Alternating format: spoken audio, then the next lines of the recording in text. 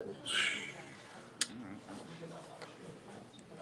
haven't been tweeting all night. Just keep it. You can live tweet. Yes.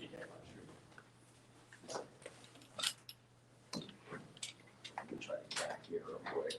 No. Interest and fairness.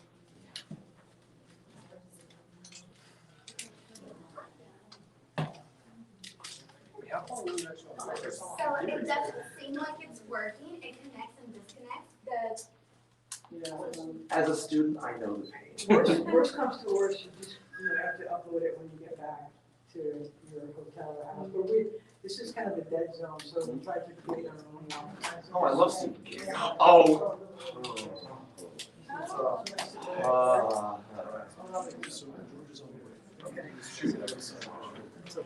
Okay, guys, we have 10 minutes, so please raise your hands, and I will just call on you guys. So questions? Izzy, kick it off. Hi, Steve. Congratulations on your huge win tonight. Very cool moment from when you jumped on top of the railing into the table. What was that moment like, knowing that you could finally do that, and all of the experience you had, and also the crowd reaction that was going on around you? Oh man, what was it like? That was probably the highest one I've ever done through tables like that. So, I mean, my heart was pumping pretty good. And, but at the same time, the adrenaline was pumping, you crowd's going crazy, and it becomes a little easier at that point, so exciting stuff. You've done literally probably everything there is to do in pro wrestling. What is left for you? What do you want to do? What do you want to accomplish still?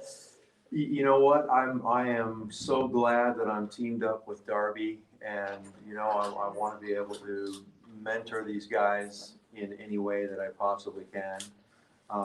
It's amazing to say something like that, because sometimes I feel like Darby's the one mentoring me. But yeah, I mean, it's just to give back, not just to wrestling fans, but to the wrestlers, to the dressing room in there, and they all have so much respect. I mean, wrestling fans don't seem to want to say goodbye. The nostalgia just is huge, and it's the same way in the dressing room. The guys are, I mean, it's amazing how many of the guys have come up with a telephone with a picture with me, when they were a kid or something like that, or when they were dressed like me for Halloween. So anyway. Next question, yes. Scott Fishman, TV Insider. You talked about your bond with Darby Allin. One of the things that I really appreciate is the production value when it comes to your entrances and before the entrances. So talk about what it's like to kind of put those videos together, and just what is it like of those days on set and kind of being in the presence of the creativity that you have. Once again, this is a Darby brainchild. He lives, eats, and breathes this stuff.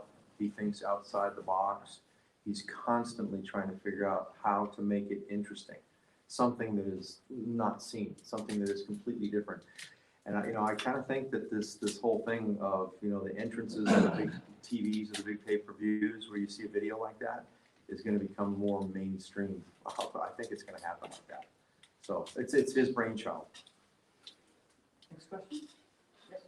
Hi, sir. Joel Torres from Contralona. I just want to ask you about, do you have any experience giving advice to someone that you feel that it has touched you? Like, what's that advice that you have given to any of the talents here that you think is the most important thing?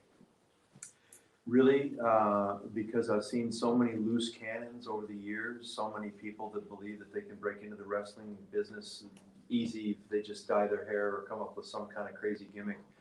And I'll tell them all pretty much the same thing. It's just quick to listen and slow to speak. Learn first, and keep your mouth shut, and learn how to respect the business and everyone who came before you. And don't ever dog it out there. Wrestling fans will look right through that. They know when someone's just kind of going through the motions versus somebody who's thinking about how their wrestling gear looks, what their physique looks like, and they're giving it their all in the ring, and they're putting it out there.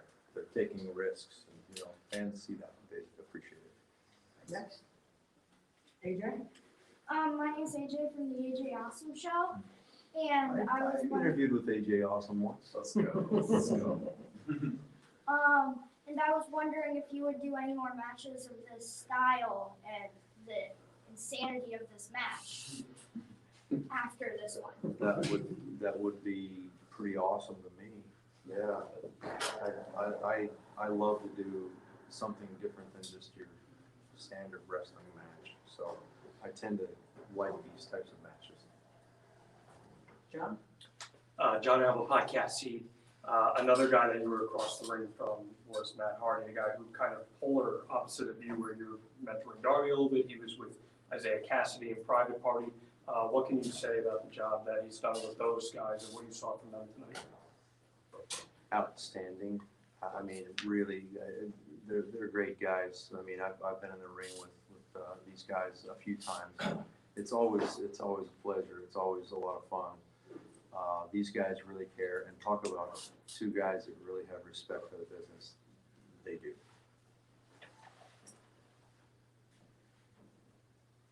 Sean? When you came back, realistically, did you see yourself doing something like what you did tonight? No, I'll just be straight up with everybody. I talked to Tony and I said, I'm not sure really what I have to offer, you know, and because I'm not going to have these long 20, 30-minute matches against these young guys. So, you know, what do you have in mind? And he said, how about cinematic matches? Would you be interested in those? And I said, yeah, I think I could do that, you know. And we got halfway through the filming of that one, and Cody Rhodes, followed by Tony, they're like, oh, your kinetic energy is still really amazing. Yeah, you could still go. You could have a real match, you know. That's where it all started. As a matter of fact, Cody, he texted me today. You know, he says, game day. You know, I said, it started with kinetic energy comments. You know? So, but no, I didn't think I'd be in here doing this. But I'm having so much fun. I feel like I'm in good hands. And it's great being with Darby. Let me tell you. Yes. Najir, Big O Belt Media. What's your recovery routine? Advil. Ice. Yeah, I mean, I have to train and do everything completely different than I did. And it takes me a lot longer to recover after these matches. Thank you. Standing up. Yeah. Jose Montesino from Lucha Libre Online. A lot of people compares online comparison between WCW and All Elite. You've been obviously in both places. What you can say about the difference between both places? Is okay that people compares? Is any different?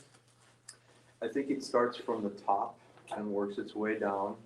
We had a period of time with WCW where Eric Bischoff came on board, and, you know, Hogan, Hall, Nash, the NWO, and you know, Buff Bagwell, Lex Luger, the Steiner Brothers, Big Papa Pump, you know. But everybody was kind of pointing in the same direction and marching to the same beat for about a year, maybe 18 months if we're lucky. And that was the best time ever, you know, in wrestling for me. But with AEW, and it started with Eric, and it worked its way down. With AEW, it's Tony Khan. I'm telling you, he's a people person. I mean, I watch him talk with just, you know, the grips, you know, moving cable around, and he really cares about his talent and treats everybody with respect, and he's a giver, you know. So you know, he's like a player coach almost, you know. You want to perform for the guy. Last question, or a student? Spencer Valdez, NSM Today, UCF's student outlet.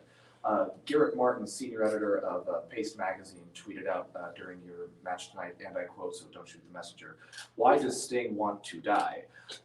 What do you have to say, though, to those who kind of doubt your abilities at this stage? We all believe in you, but what do you have to say to any pessimists?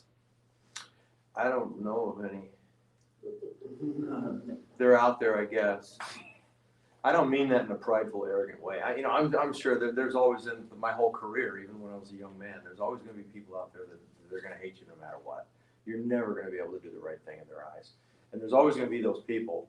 So I think that, you know, the wrestling fans seem to be very, very, I'll say it again, respectful. And they see that I'm at my age, I'm taking risks out there, and I want it to be good. I still want to be, you know, an entertainer, and I'm having fun doing it. So, I mean, what would I say to the pessimists out there, or the ones that, I mean, you can just tune me off when I'm on and watch something else. I'm gonna use that. Thank you so much. Thanks. Thank you very much. Thank you. Thank you,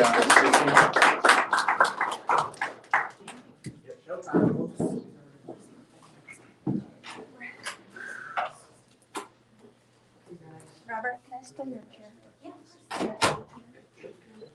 That was sick. This is why I work out.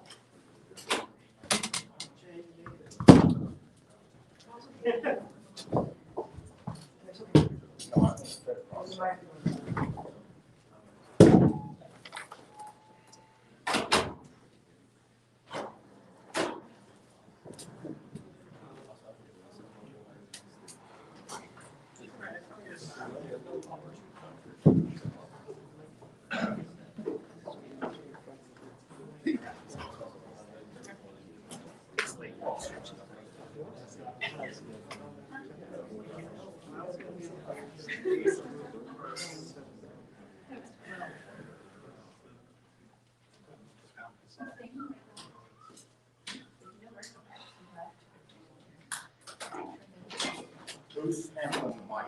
So you have two, you'll have to hand all three over to them. Actually, John, For Joe.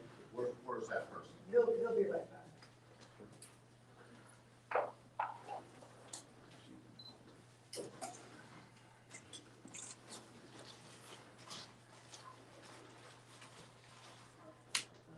So it sounds like anybody that's gonna have a question, we gotta hand you a mic, and you have to ask the question in the mic. So when you raise your hand, someone will rush a mic to you. Oh, awesome. Let's go. Okay, guys. You guys Awesome. friends here. You guys want to take a shot at the tag team champions quickly? What's up, guys? Here we go. Here they are together.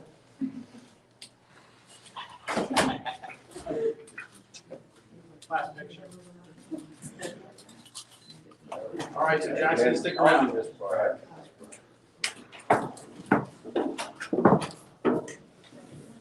going Hey, on? guys, let's get the hands up there. My big people or you? No, I will. Oh, yeah. I don't want to have to do the question. Hands up, let's go with the easy.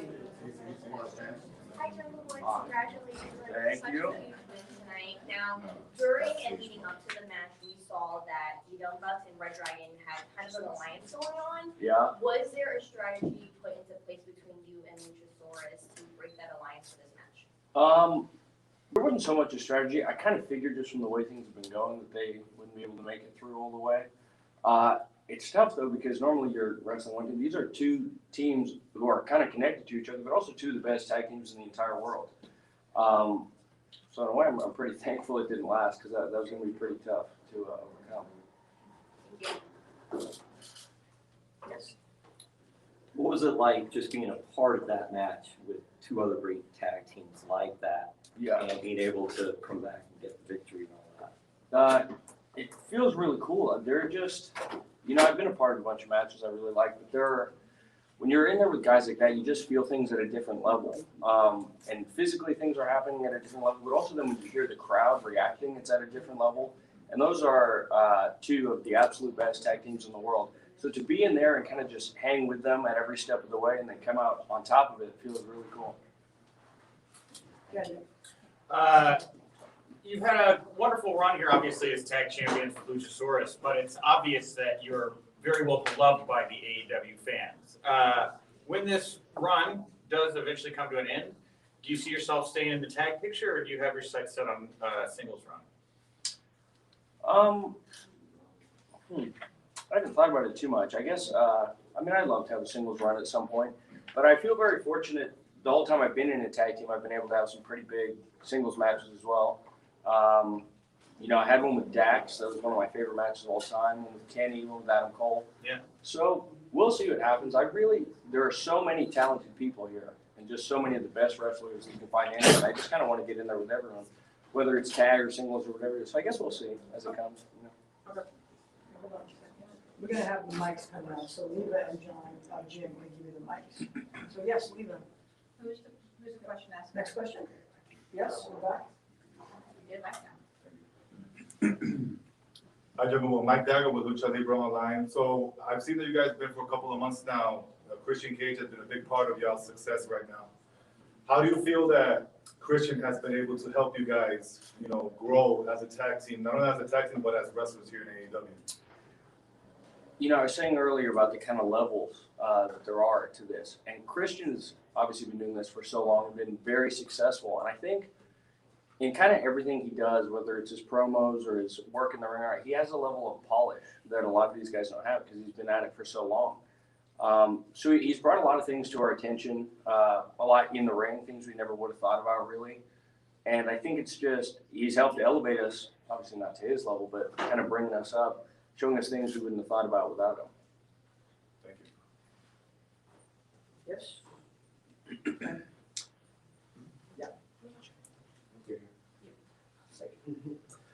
Hi, Jungle Boy, Spencer Valdez, NSM Today. AEW Revolution marks UCF's first pay-per-view ever. Being that you are still in the tag picture, what does it mean to have been able to successfully defend the tag titles on a first pay-per-view? Yeah, that's very cool. We've had, what is this, our fourth defense, but this one definitely felt a lot bigger than the other ones, obviously. The pay-per-views are always so special. I don't know what it is, but there's always just this crazy energy. And I think, I can't think of a pay-per-view that hasn't knocked it out of the park. So to be a part of it in general just feels really cool. But then also to be a part of it first is always great. But I'd love to come back here. The energy was really cool. Awesome, thank you.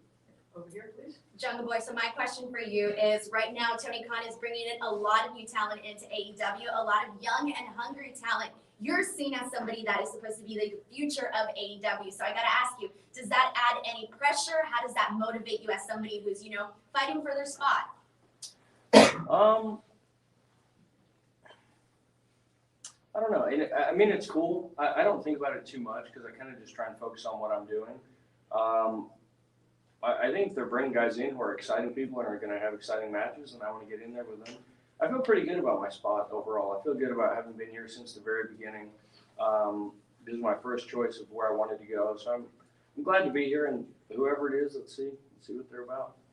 Okay, in the back there. Jungle Boy, Righteous Rage of the Pro Wrestling Illustrated and Grassy Podcast. The tag team division in AEW is probably the hottest it's ever been in history. There's multiple tag teams, you and Luchasaurus, Private Party, Top Flight. What are you and Luchasaurus going to do to compete with the influx of tag teams and keep those tag team championships? My thing, I like to wrestle a lot, and a lot of guys come here, and I think, not that it's a bad thing, but they're happy to do other stuff. They're happy to talk or do promos. I really want to wrestle, and I want to wrestle everybody that's here because, as you said, there are so many teams. And it's cool to have kind of like a never-ending supply of great athletes and performers. So I really would just like to wrestle as frequently as possible, defend these as many times as possible, give as many people chances as we can, and just kind of keep doing what we're doing.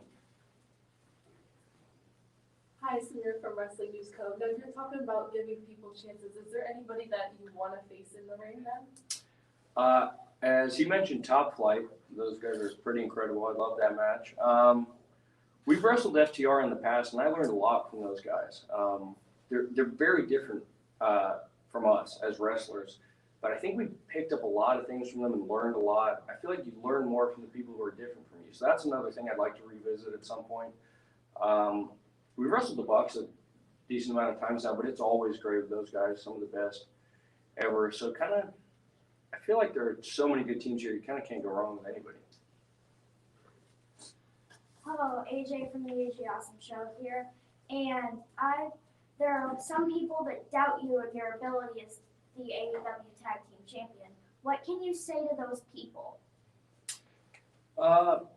Really all I can say is you got to watch. I found there are people who will kind of try and talk negatively no matter what you do, and some people are never going to be happy with it, and it kind of is what it is. But I really enjoy what we're doing, and I feel like when I listen to what's going on out there, the rest of the people really enjoy it. So I try not to worry about it too much and just, watch and see what we're doing. Jack John Alba from Podcast Heat. This tag division is so stacked, and we've seen on the timeline of this company just every single time the tag division elevates to another. So when you're in a situation like this where you have two other teams in there, how do you bring new ideas to the table for putting together matches like this? It's the third team is very interesting because it really changes a lot of the dynamics of what everything is. I feel like in a lot of tag matches, they're not the exact same. There are structures and things that are very similar throughout them all. It kind of all goes out the window with this. And especially with a team that has there's a lot there. You know, it's not just like three random teams. There's a lot to dig into kind of with their emotional story and all that. It was challenging. It was very challenging, but I think it was worth the time that it took us to really put into this thing. Sean Ross Sappa Fightful, Tony Khan announced that he had purchased Ring of Honor this week. Yeah. What were your immediate reactions to that? I mean, you were coming up in wrestling at a time when Ring of Honor was really, really prominent. Yeah. It's exciting. There's crazy stuff happening now in wrestling that I think a couple of years ago you would never have imagined. So I think it's really cool. I think it's just going to provide new opportunities for people who maybe don't work here now and some people who do work here now. I guess I'm just excited kind of with everyone else to see what exactly that means.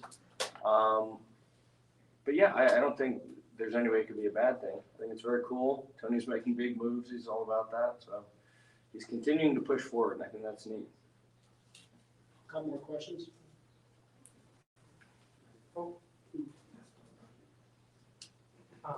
Scott Fishman for TV Insider. I'm just curious how you feel that you've grown as a performer in the last couple of years, not only just because you have the writability down and you seem to be growing it that way, but also as a kind of a character, if you'd say, building that side of yourself. I think the main thing is I feel a lot more comfortable in the ring just around here and other aspects of it than I did when I first got here. It's weird because obviously with the way things went, we went for a little bit and then we went for a year plus with nobody in the building. And that was really me kind of cutting my teeth in TV wrestling. I had more matches I feel like in front of nobody than I've had in front of full arenas. But I feel like during that time I got to grow a lot and work with new people like Christian and FTR and all these guys. So I feel good in there now. I get nervous every single time. I'm really bad about it. I'll be throwing up in trash cans and all that. But when I'm out there, it just feels great. It's the best thing in the world. So yeah, I'd like to keep improving. Keep getting better at the things I'm not good at, and we'll see where it goes. One more. Jack, AEW just announced that they are going to have Shuttles in California. As a California person, Finally, dude. How does it feel? It feels great. To be there. It was a year plus. We'd have to fly to Jacksonville, Florida, which is like, it's rough. Yeah. There are no direct flights. You have to connect. I feel like being on that plane that long has done more damage to my body than any of this wrestling is ever going to do. So I'm very excited to be able to drive wherever we're going. And also, there's a huge wrestling fan base out there that We've been waiting for you. I've been waiting. It's the first Double or Nothing out there was crazy, but I'm very excited to get back there. Yeah, I think it's been real cool, and I hope it can be more regular than what it's been. It's not another 3 years. It'll be cool. Thanks, everyone. Oh, yeah. Thanks, guys. Thank you. Thank you.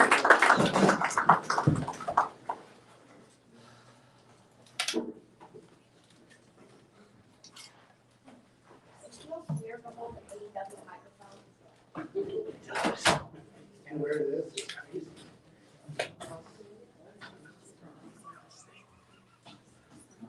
You're from St. Louis, right?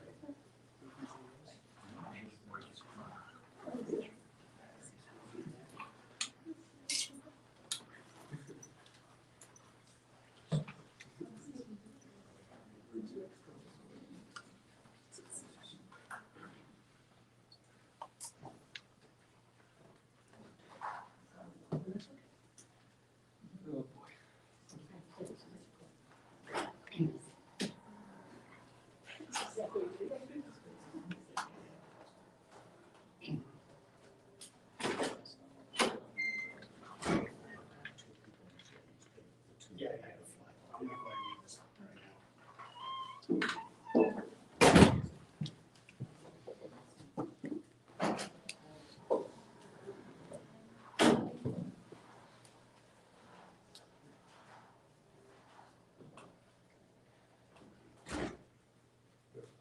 appreciate it.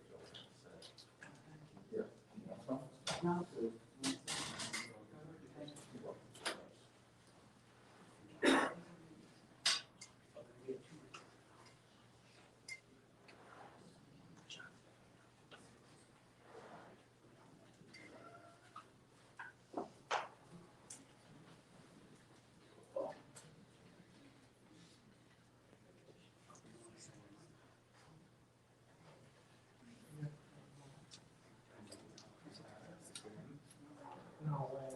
Today.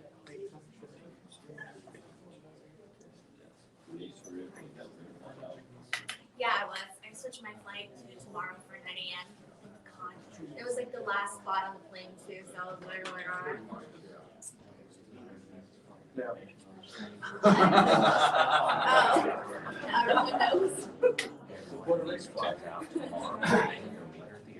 That's about 16 hours to get here. I drove 6 minutes to get here. Lucky, I drove 20. Let's go. Let's Let's go.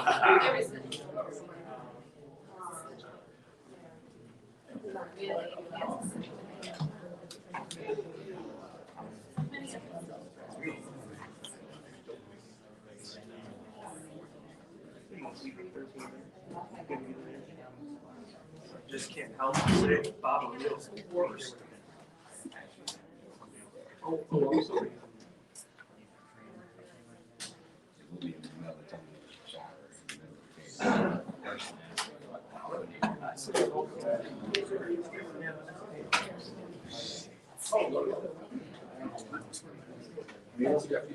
How are you? Good. How are you? Great. Never been better.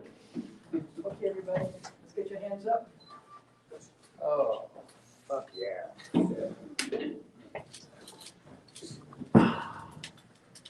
Izzy, Okay. Hi. How are you? ladies first. We should start with Izzy, then hold on for the microphone. Yeah, sorry.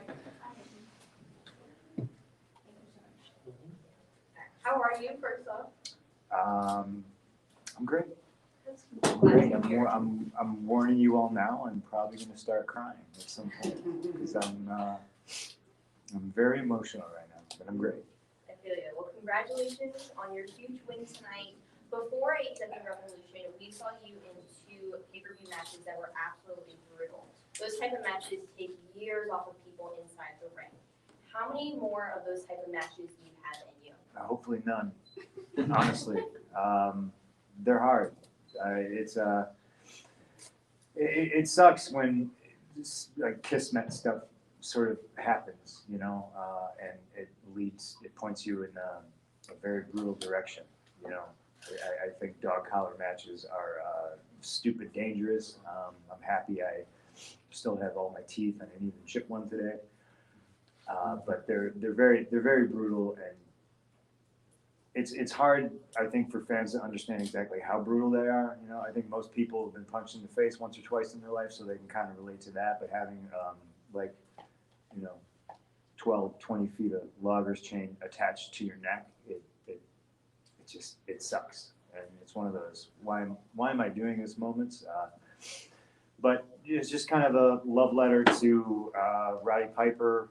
I mean, my career, I had a couple of good dog collar matches with some good people, and it just kind of made sense to tell that story. In the back there, please. Righteous Reg of Pro Wrestling Illustrated and Grab City Podcast. Great match. Seems like you were having a lot of fun, even though it was super brutal, which is fun. Everybody got a little fake out with MJF and the cult of personality, but you pivoted and brought back the AFI thing. How important was it to kind of pay tribute to yourself with the gear and the theme and everything? I mean, it's pretty important, you know.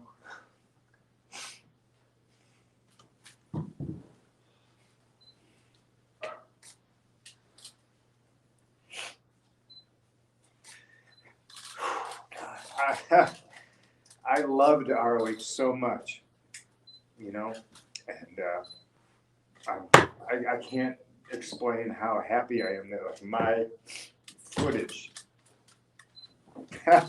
it's in good hands, you know, it's just good to know that it's in the hands of somebody who treat it well. I literally feel like my baby is in somebody's hands that I know will raise the child the right way and do good things with it. And, you know, it won't get made into just some tab on a shitty, confusing app that's hard to navigate.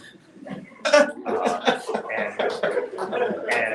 the boys don't get paid anything off it, you know what I mean? So it's just, it was, you know, it's very good. But to kind of pay homage to, you know, myself and stuff like that, listen, I didn't get to do this for 7 years. This didn't exist for 7 years for me. And, you know, obviously the truth is that I love professional wrestling very much.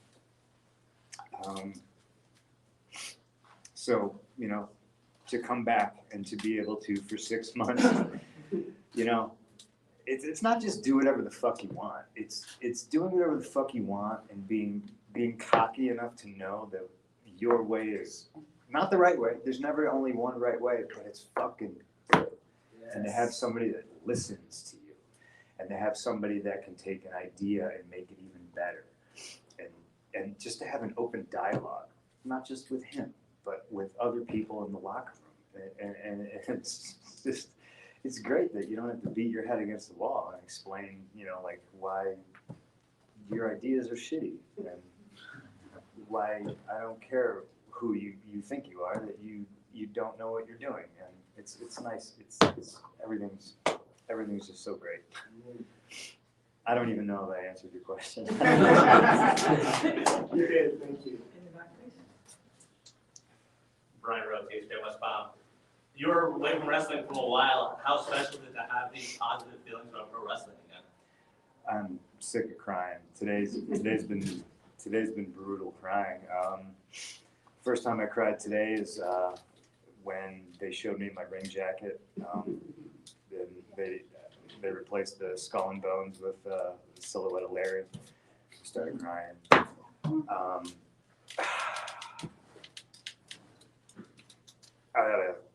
After my match, somebody came up to me. I don't need to say who, and they were just like, "You're gonna hate me for saying this, but I do this because of you." You know, I saw Straight Edge Society, and I was blown away, and I went to WrestleMania to watch you and Rey Mysterio. And I got into wrestling because of you. I didn't know that this particular individual got into wrestling or anything because of me. So it's just, man, I'll put it to you like this. I love Bret Hart, and Bret Hart's career was cut short, and it's a goddamn tragedy because there's people that go over Saudi Arabia and they get paid millions of dollars, and you know that should have been Bret, you know, and I just feel super fortunate and grateful and appreciative that I got a second chance. You know, I'd give it up in a heartbeat to give it to Bret, but I'm going to enjoy it. And I just love that motherfucker so much, you know, like he's the greatest, and he was right. He was fucking, Bret Hart is always right. Nick. Punk, thank you. Punk, Nick Hausman with Wrestling Inc. You participated in a very emotional Esquire piece in the past week or so, and I think it showed a lot of people a different side of you that I don't know that I ever expected you to do that and put that out there like that. How did you get sold on participating in that, and what does it mean to you to have the full story, at least from your perspective, the perspective of many others in your life? Oh man, I don't know, baby. I don't know. It's not the full story. All that stuff is really, really hard to talk about. I don't like talking about myself, like, you know, and especially about all that stuff. But again, I think it's pretty important to illustrate that I came out on the other side. You know what I mean? All that shit could have destroyed me. You know, being unjustly sued and you know, people, a lot of people could have stood up, said something, helped out, you know, but they didn't because, you know, they value their jobs or whatever. And, you know, a lot of them are now fired and work here now too, so that's always interesting. It's just important to show people that, you know, recognize when you got a second chance, jump on it, and be grateful and appreciative, you know. I think so it's important to tell those painful stories. Next question. Jose Montesino from Lucha Libre Online. First of all, I wanna thank you. I have this tattoo here. I tattooed this when I have 14, 15 years old. I'm gonna explain you why. Just gonna keep crying, it's cool. I was in high school and I was having a lot of issues with people. I was realizing that I have a lot of issues with people too. I realized that society was having a lot of issues, and watching you raise your voice helped me to be the guy that I am today. With that being said, who do you see in the back and you say, hey, this guy reminds me of me when I was beginning? I mean, I just look at like every single young kid. I think there's a lot of young kids back here. They're barely 25. You know, some are teenagers, and I think it's important to treat them the way I wanted to be treated by people that were in, you know, management roles and abuse them. You know, I think it's important to listen to every voice back there, and again, my way's not the right way, but you know, we can always talk about stuff and figure out what the best idea is, and just I try to just kind of lead by example. I don't, you know, I never pretended to be a leader or anything like that. I just try to treat people the way I wanted to be treated, and hope that they can, you know, maybe learn from watching or asking questions or stuff like that. There's a lot of people. I waste all your time because I would just literally name everybody in the locker room. You know, I do think, just from a youth movement standpoint, AEW is in really, really good hands. Niger, front row.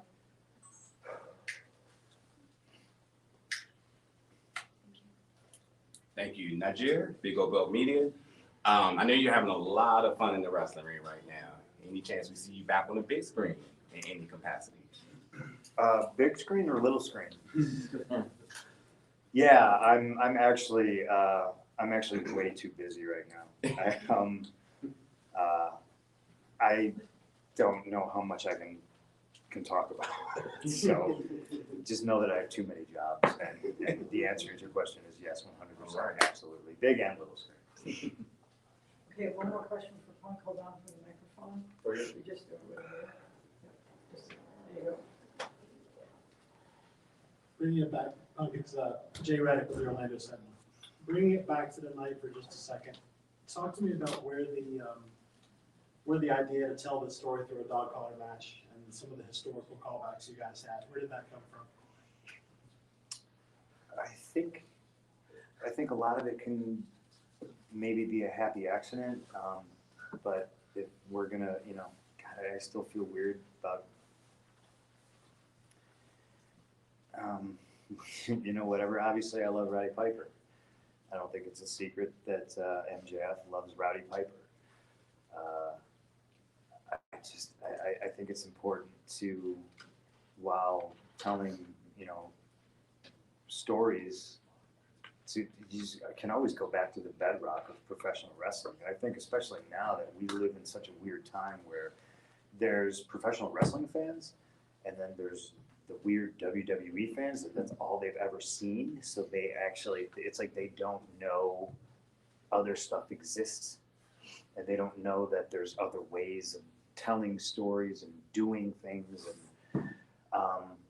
you know, so everything is just a love letter to professional wrestling. I think sometimes I can maybe be a little too cute for my own good, but I'm having the time of my life, you know. And I think Roddy Piper is one of the greatest of all time. I think Bret Hart was the greatest of all time. I think, Randy Savage is the greatest of all time. And, there's a company out there that likes to spin their own yarns and have revisionist history about who truly is great and who, never existed. And we don't do that here. We don't pretend we live in a bubble. We live in the real world. So, Roddy Piper's my hero, and I wish he was here because I would really like to see how disappointed he is in me right now. Thank you very much. Oh, is that it? I'm done? You can do more. You can leave. Because I'm going to ask Sean why I haven't blocked on Twitter. I don't know why. I must have said something. I tweeted you about Joe Kenda. You talked about You must have Discovery said Channel. something I stupid. swear I did. There's no way I'd block you because did you insult Joe Kenda? No, Joe Kenda's the legend. Are we? Am I wrong? I'm not unblocking you. Just go ahead. Okay. Well, I mean. Hold on, hold on, guys. Whatever you go to, as long as you want. So look at this guy. We What a see boss. you emotional now. We see you emotional now. How were you when you? I mean, what was your reaction when you found out Tony was buying ROH? Because that had to be a pretty special moment. Like I said, I was relieved. Because obviously, let's talk facts. It was either Tony was going to buy it or Vince was going to buy it, and I don't want Vince to own any of my footage. He owns enough of it. He owns enough of it that I don't get paid off of. People need to understand that when I left, I was asking questions about the network, which had not been launched yet. I was saying, how am I going to get paid off this? We don't even understand what the pay scale is. I don't know if I get paid off a gate for a pay-per-view, off a buy rate for a pay-per-view. You guys already just throw darts at an imaginary board and you pay me whatever you want. I still get royalties. That's the only hard copy thing I see is DVD sales. So once all the DVDs go away and you're just putting stuff up on the network, I'm not getting paid. Or am I? Tell me. Let's talk about it. Oh, my guy, you're good. Oh, yeah, don't worry about it. Don't worry about it. They couldn't tell me. And now I watch my royalty checks, which I still get, dwindle to nothing because they just put everything on the network. And the boys don't get paid. That's not just me. That's everybody. That's criminal. Hey, John Albert Podcast. I think a lot of us would agree that pro wrestling is kind of at its best when you emote something and fans feel with the match that they're watching, and your feud with MJF was full of different individual moments like that. When you look back on this, how proud of the story that you told are you, and what was your experience like working with Max? I'm super proud of it. I do not say this lightly. I could be done again, I wasn't having so much goddamn fun. I feel this was taken away from me. I feel I got a second chance and I came back and, being the best is a subjective thing. I think some people, I think Brian's the best. I think Brett's the best. Some people think I'm pretty good. But to be able to come back after 7 years and knock the dust off, I think I did pretty fucking good for a 42-year-old guy who didn't take bumps for 7-8 years. And I'll pat myself on the back for that one. You know what I mean? I'm still not as old as what's his name? Who's in Roadhouse with Patrick Swayze? Huh?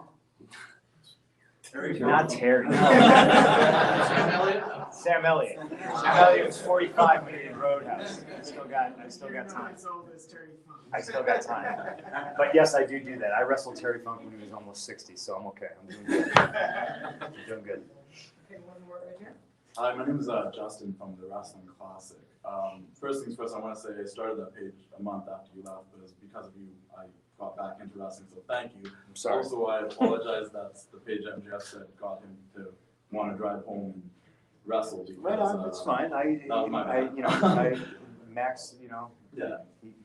He owes me a lot. But that being said, secondly too, I want to say as a Canadian, I'm very happy how much you love Bret Hart. That's really cool. But lastly, at the end of the match, you kind of made a signal that you want to go for the championship? Is that something we'll be looking forward to soon? I mean, I think so. I mean, there's people that want to wrestle here, you know, just for wrestling's sake. But after a while, you know, you gotta. I don't know if I have I don't know how much time I have. I don't know how many matches I have left. So if I'm not working my way towards the title shot, if I'm not trying to be where Hangman is, I don't know what I'm doing. So I do think that is something that might happen. Keep your eyes on it. I don't know. There's a ranking system here, so I think I'm doing pretty good.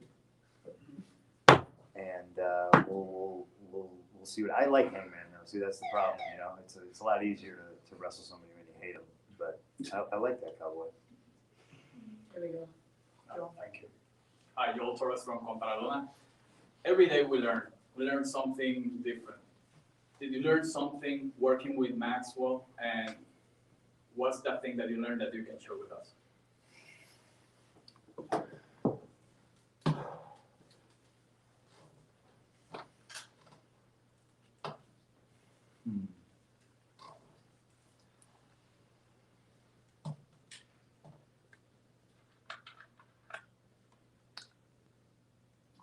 I learned that there's hope because there's kids just like me who love the business for all the right reasons, and just kind of love the classics, you know? It's like kids still start garage bands and play Ramones covers, you know what I mean? And, you know, fuck him, but Max is one of those kids, you know, it's weird, right? Because he's a kid who grew up and he was a WWF fan, but he's kind of a savant because he went back and like he watches like some of the most obscure stuff, and he loves all kinds of wrestling except for maybe New Japan. I think he hates New Japan. But just, you know, knowing that there's kids like that put in the work, that study the history, and you know, they get it, and they're respectful, and just, there's hope, you know. Last question with AJ. Once again, great match tonight. And how was your time training with Harley Race? There's hope for you. I thankfully I never actually trained with Harley. He would just book me on his shows, and he would throw up in my car, and I would ride on his boat. And the most horrible thing that would happen is he would just drive the boat, and every time he said beer, I had to hand him a beer, and I was always like, maybe you shouldn't be driving the boat or anything. But just being in his house, it's weird, right? Do you ever get hit with a stun gun? No? I don't recommend it. Shut your whole body off. I thought I pissed myself, but he hit me in the butt with it. It's not fun. But that's kind of cool, right? You know, because Harley Race liked me enough to zap me with a stun gun. You know, I think that's pretty neat. But I did learn a lot from him. He refereed a bunch of my matches. There was one particular match, I think every time I got taken over in a headlock takeover, he would bend down and he would check on me. He'd be like, "What do you say?" And he would stick both his fingers up my nostrils, and it was awful because he had gigantic hands. He would just jam his middle finger and his pointer finger like in my nose, and it sucked. But I, you know, just being around him, I learned a ton from him. He was a pretty hard trainer, so thankfully I never had to roll around and take bumps. But just being on his shows, he was the man. This is peeling back the curtain. I'm not supposed to say words like this, but he's the guy who taught me how to make a blade, and I think he would be pretty goddamn proud of me right now. This poor guy looks so worried. Let's get him out of the way. Yeah, you got it. Wearing his blazer. It's hot as fucking here. This poor guy's been. Thank you so much, Punk. Spencer Valdez, NSM today at UCF. You've previously gone on record mentioning professional wrestling as one of the great original American art forms, along with comic books and jazz music. And I noted during your match, and as well as Danielson versus Moxley tonight, that there is something delightful akin to jazz music in watching two competitors figure it out in the ring with their psychology. What are some correlations that you can make between professional wrestling and jazz? Great question. Well, you know, my deep jazz background. You could have said comic books, and I could have spun that yarn. Comics works too. I mean, good and evil. You know, bad guys versus good guys. Comic books is pro wrestling. You know, larger than life characters, but also characters people can identify with. You know, some people love the Incredible Hulk. Nobody here knows anybody that's the Incredible Hulk, but everybody here knows somebody who's Peter Parker, everyday kid. Got a big secret, you know, great power comes great responsibility. Just, you know, stuff like that. I think a lot of the times we are larger than life characters, but then you get a guy like me who's, you know, pretty much not, you know. There's a quote in that Esquire piece from me. I think it was from a young lady named Lindsay Kelk. And she said that, you know, you knew when The Undertaker was done, he was changing out of his gear, and he was getting in a car, and he was driving home or whatever. And you can't really picture that guy in the top hat, you know, driving a car or whatever. But CM Punk was, you know, I'm one of you, and when I win, you win, because chances are you know a dude like me. I wear fucking sneakers for too long until, you know, my back starts to hurt because I've worn out the soles, and I have one pair of jeans, and I wear a hoodie, and I love my dog and my wife, you know what I mean? I wear my heart on my sleeve, and honest to a fault. And so I think a lot of times kids can watch that and see that, and it's just like sometimes picking up a comic book and reading a comic book and seeing a kid like Peter Parker, who's just like, he goes to high school, he lives with his Aunt May, you know, just stuff that can humanize people. So I think that's how those two things are similar. And jazz and pro wrestling, you got me and you got Brian right now, and you told us to go in the ring and wrestle for 30 minutes, we'd be like, yeah, fine. We got to talk about shit just like a good jazz musician. You can get up on stage, never meet the bass player, doesn't know who's playing drums behind him, and can just do whatever. Go. Awesome. Thank you very much. Thank you. Thanks, guys. Thank you, guys.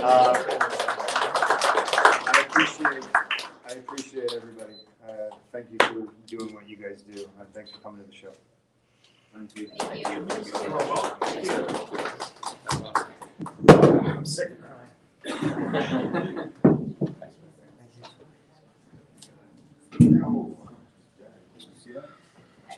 Had that removed. My dad works at Harley races place, so I was able to see his picture up on the wall. That's awesome. Yeah. That was a great question, Andrew. Much like your namesake.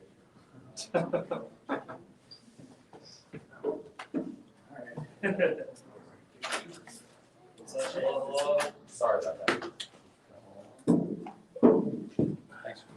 Horseman. Okay, Izzy, why don't you start us off? Hi, Nathan. Congratulations on your win tonight. Oh, thank you. Of course. Now, we saw during CM Punk's match that he did motion that he wants a title shot. Does that frighten you at all, knowing that you still have the biggest target on your back in AEW? Frighten me? No, excite me. Yeah. Of course, a good portion of our roster I grew up watching. He, of course, is one of them. See, his entrance tonight was incredible. Chills down my spine. So I completely welcome it, if that's what you said. We'll find out Wednesday. So. Thank you. Yes, in the back.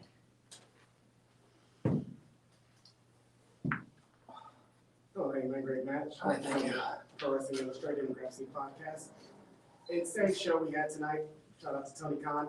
How do you, as the champion and the main eventer, stay focused when there's so many amazing things going on before your match? How do you just say, I'm gonna not ignore everything that they did and do the best that I can to have the best match of the night? It's tough because tonight was a hell of a show. I mean, there was everything. You saw everything before I ever got out there, and I saw it too because I watched the entire show.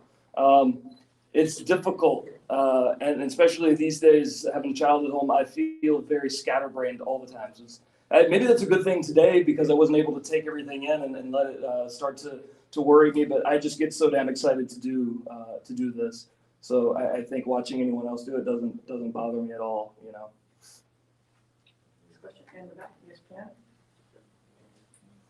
Right, at West Palm. You and Adam Cole, long storytelling. You guys had a little bit of a break with him working elsewhere. What was it like being in the ring with him again? Oddly familiar, knowing that I haven't seen him since 2017 maybe in the ring. Very familiar. We have familiar or similar movesets to a degree, and it was, I don't know, man. It's kind of refreshing because man, when he left Ring of Honor, he was the man. You know what I mean? Like he was the man, and I was just a kid trying to figure it out. And to get to be across the ring from him today and be able to hang and then beat his ass felt very good, very validating. You know, one of the few times recently I felt really good about myself.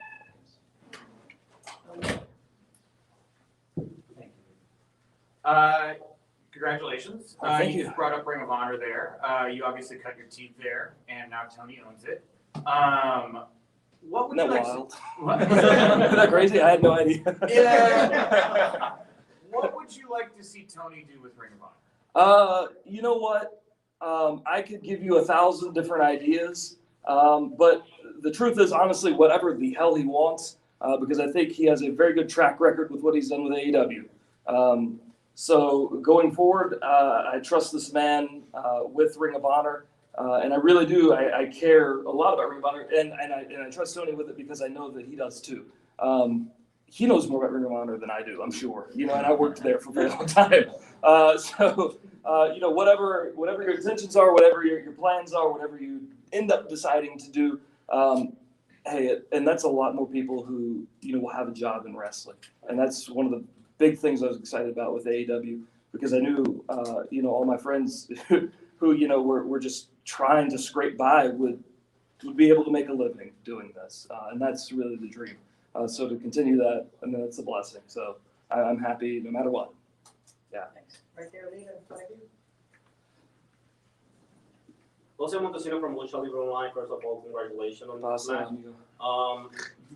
You said that you beat one of the mans from Ring of Honor, and now you have on the list, you beat Kenny Omega, you beat Adam Cole now. We know that you and CM Punk will be a great match, but outside from CM Punk, who do you have in mind on defending that championship? And how it feels to have all the pressure in the world? Because to be honest, right now, All Elite is one of the hottest companies, so how do you feel to have that pressure, to be the guy, the face of it? Honestly, it's tough. I'll be honest with you, because I watched today's show. I saw everything on the show, and it's tough to know that you have to follow every single bit of that. But I trust, I trust myself. I trust our fans to be there. And when the bell rang and people are chanting, "Let's go Adam," I don't know if they meant me or him, but it's a good feeling either way because they cared. So that pressure is tough, and I think it's made me, I don't know, maybe a better person in some ways, maybe a worse one. I don't know. Maybe I'll figure that out one day. But I welcome it. I thrive in it. Yeah. Scott. Scott Fishman, TV Insider. You mentioned, having a child at home. How would you say that kind of has impacted the way you look at wrestling now? You wrestle a very physical style right now. You're on the road now, so now you have someone at home that you have to think about. So how does that kind of change things? It's tough. I miss it. This is the longest loop we've done in a while. Because usually it's I'll leave home on Tuesday night and get home Thursday morning first thing, so it's not as bad. This has been a while. It's tough, truthfully. Someone asked me before if maybe, to change my in-ring style, do I want to be a little safer? And honestly, I think the answer is no, maybe the opposite. I'm even more reckless because I have this and I have to retain this. I have to keep this. This is what puts food on his table. So I think it's just one more piece that adds to all that pressure. But again, I welcome that. Here we go. Hi, congratulations on your win tonight. I'm Sonia Thank from you. Wrestling News Co. Could we see you possibly work with ROH in some way? Sure. I'm completely open to that. I have, again, I have no idea what Ring of Honor will be going forward. So I have, no idea. I can't. It's kind of hard to say anything there. But I certainly wouldn't mind showing up again. Yeah. Hi, Adam. Denise Salcedo, Instinct Culture. So I want to ask you, because obviously we were there when you won the title and we got to talk to you, and you've had battles, with Lance Archer, Bryan Danielson, etc. Now Adam Cole. So my question to you is, have you surprised yourself in terms of the champion that you have become? Maybe so. Yeah, maybe a bit. I always, I would even say, not even my whole time in AEW, but not even my whole career, my whole damn life, I have just imagined what it would be like to climb that mountain and win the world championship. And I did it, and I never really thought about what would happen the next day. And that's been tough. It's an adjustment because now I'm not sure beyond holding on to this, what the monumental goal in my life is, other than holding on to this. Have I surprised myself? Sure, yeah. My body's surprised myself as well. I'm very surprised. I can still use my arms. But yeah, it's been good. It's been rewarding too to hear people still be there for it after such an emotional roller coaster ride that they've been on to winning the championship, to still be there with me, knowing I've climbed the mountain. Now they want to see me stay on top of it. That's rewarding. John and then AJ. Hey man, John Alba, Podcast Heat. I think a lot of people resonated with your journey because you were very vulnerable and you were very transparent, the anxious millennial cowboy, all that stuff. And we see you now using your platform, talking about LGBTQ+ and promoting other things like that. How do you feel you're making usage of your platform as champion for advocating for other causes? I don't know. I hope I do a good job. I mean, I want to stay champion forever, but more than anything, I just want to be a good person. Any time that, I could put something out that someone could donate to or anything, maybe just humor, some people, I feel like I change my mind a lot when someone can make me laugh. If you can make me laugh, I'm more likely to listen to you, to believe you. And if, somebody thinks something's funny, that's great. Maybe I can change a mind or two. I don't know. Not to think loftily of myself. I certainly don't. I promise you. Great. AJ from the AJ Awesome Show here. Oh, hello. I recognize you. It's been a while. Being teamed on with Red Dragon and Dark Order coming out to save you several times before, how has your relationship with Dark Order changed for the better or the worse while you've been the champion?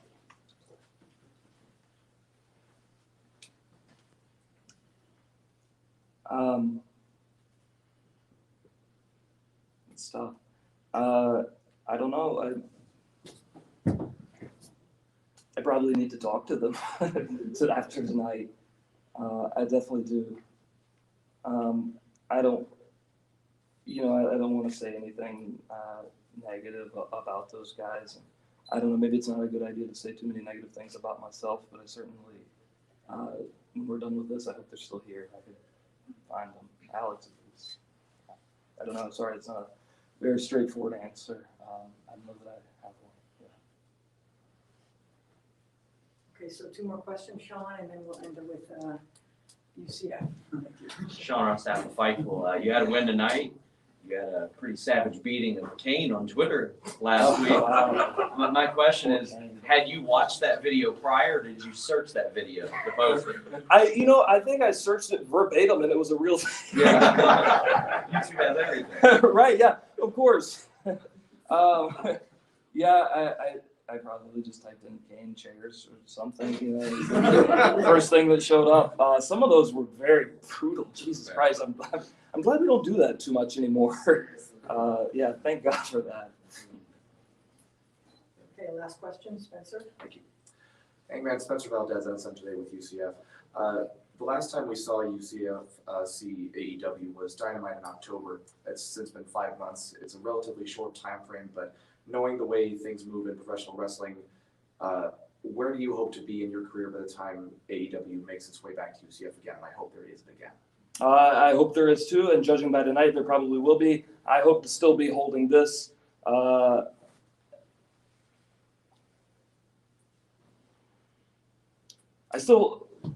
I hope to still be holding this and feel a little better about some things here and there. But yeah, I hope to still be your AEW World Champion by the time we come back. Awesome. Do we have a comeback? I haven't planned a date back yet, but I mean, hey, well, you know, definitely want to come back here. It's been great. It was great for TV, and it was amazing for the pay-per-view tonight. Sold out crowd as yeah, well? They were tremendous crowd. They sold out, and capacity crowd, and great support for Rampage also. So I loved it here. Thanks. Thank you, Hangman. Cool. Thank you guys. Appreciate it. I'm literally going to go to the airport now. No, you're good. Thanks, man. You're good. Thanks.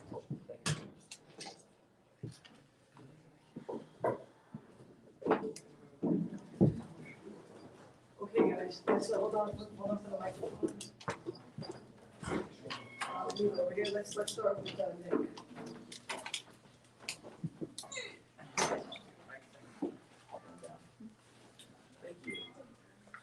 All right, Tony, congratulations, you won Ring of Honor. A lot of questions, two parts. One, what are you gonna do? And two, was Sinclair Broadcast and Distribution intertwined with the deal? Well, I think it's a big question. What are you going to do is a very big question. I think that's a broad, and I don't think I can do it justice here with a lot of people wanting to ask questions, but I do have a lot of plans. I was very excited about reaching an agreement.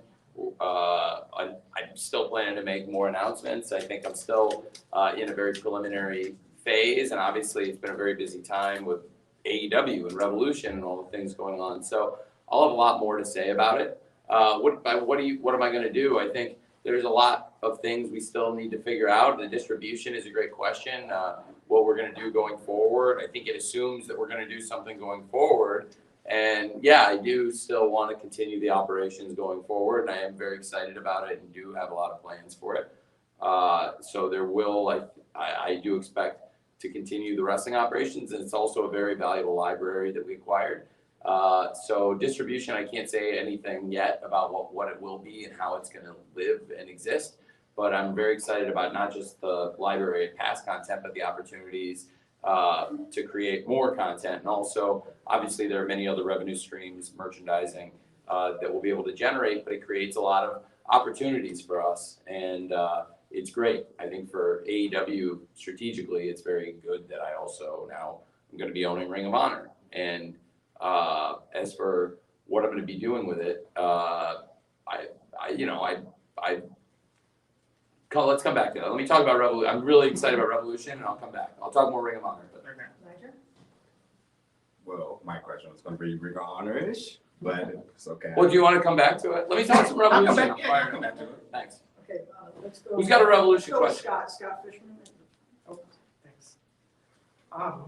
Myself and a lot of people were excited to see William Regal tonight. What can you tell us about how that deal came together, what it was like having him, and what his future with AEW is? Well, I was very surprised to see he had been released and he was going to be available. I have tons of respect for his mind, and I think he's going to be a very valuable person here in AEW. Obviously, I think people who followed his career closely know that he has a very long established connection with Bryan Danielson and was instrumental in shaping the pro wrestler that Bryan Danielson has become, who I think is not just, he is one of the greatest pro wrestlers today, and I think he's also one of the greatest pro wrestlers of all time. I really do. And I think Lord Regal had a big contribution to that. So I think when he was released, I was first of all very surprised, but also eager to bring him here. I think he can contribute on screen in a major way to both Brian Danielson, and also he has a history with Jon Moxley. And I think some of the last matches we saw Lord Regal wrestle were against Jon Moxley, and they had a great rivalry also. So he's very familiar with both men. They both have a lot of respect for him, and I think we saw that after the violence and the way they bled together tonight, they've built a lot of mutual respect now with each other. So I think that's very exciting. And also behind the scenes, I'm really excited to have him here. I think Lord Regal can teach all of us, everyone here, a lot, and it's going to be great having him here. And I'm very excited, like I said, on screen and off screen. It came together very recently, and it fits very well, I think, with what we're doing here at AEW all around.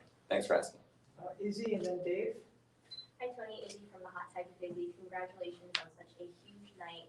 Now leading up to Revolution, you saw a music album come out to celebrate Black History Month. Last night, fans got to witness a concert featuring Josiah Williams, Mikey Ruckus, and many others. The music industry and pro wrestling kind of go hand in hand. So can AEW fans expect more of a crossover between music and AEW in the near future? Yes, absolutely. I think that project was one of the most exciting things we've done in terms of music.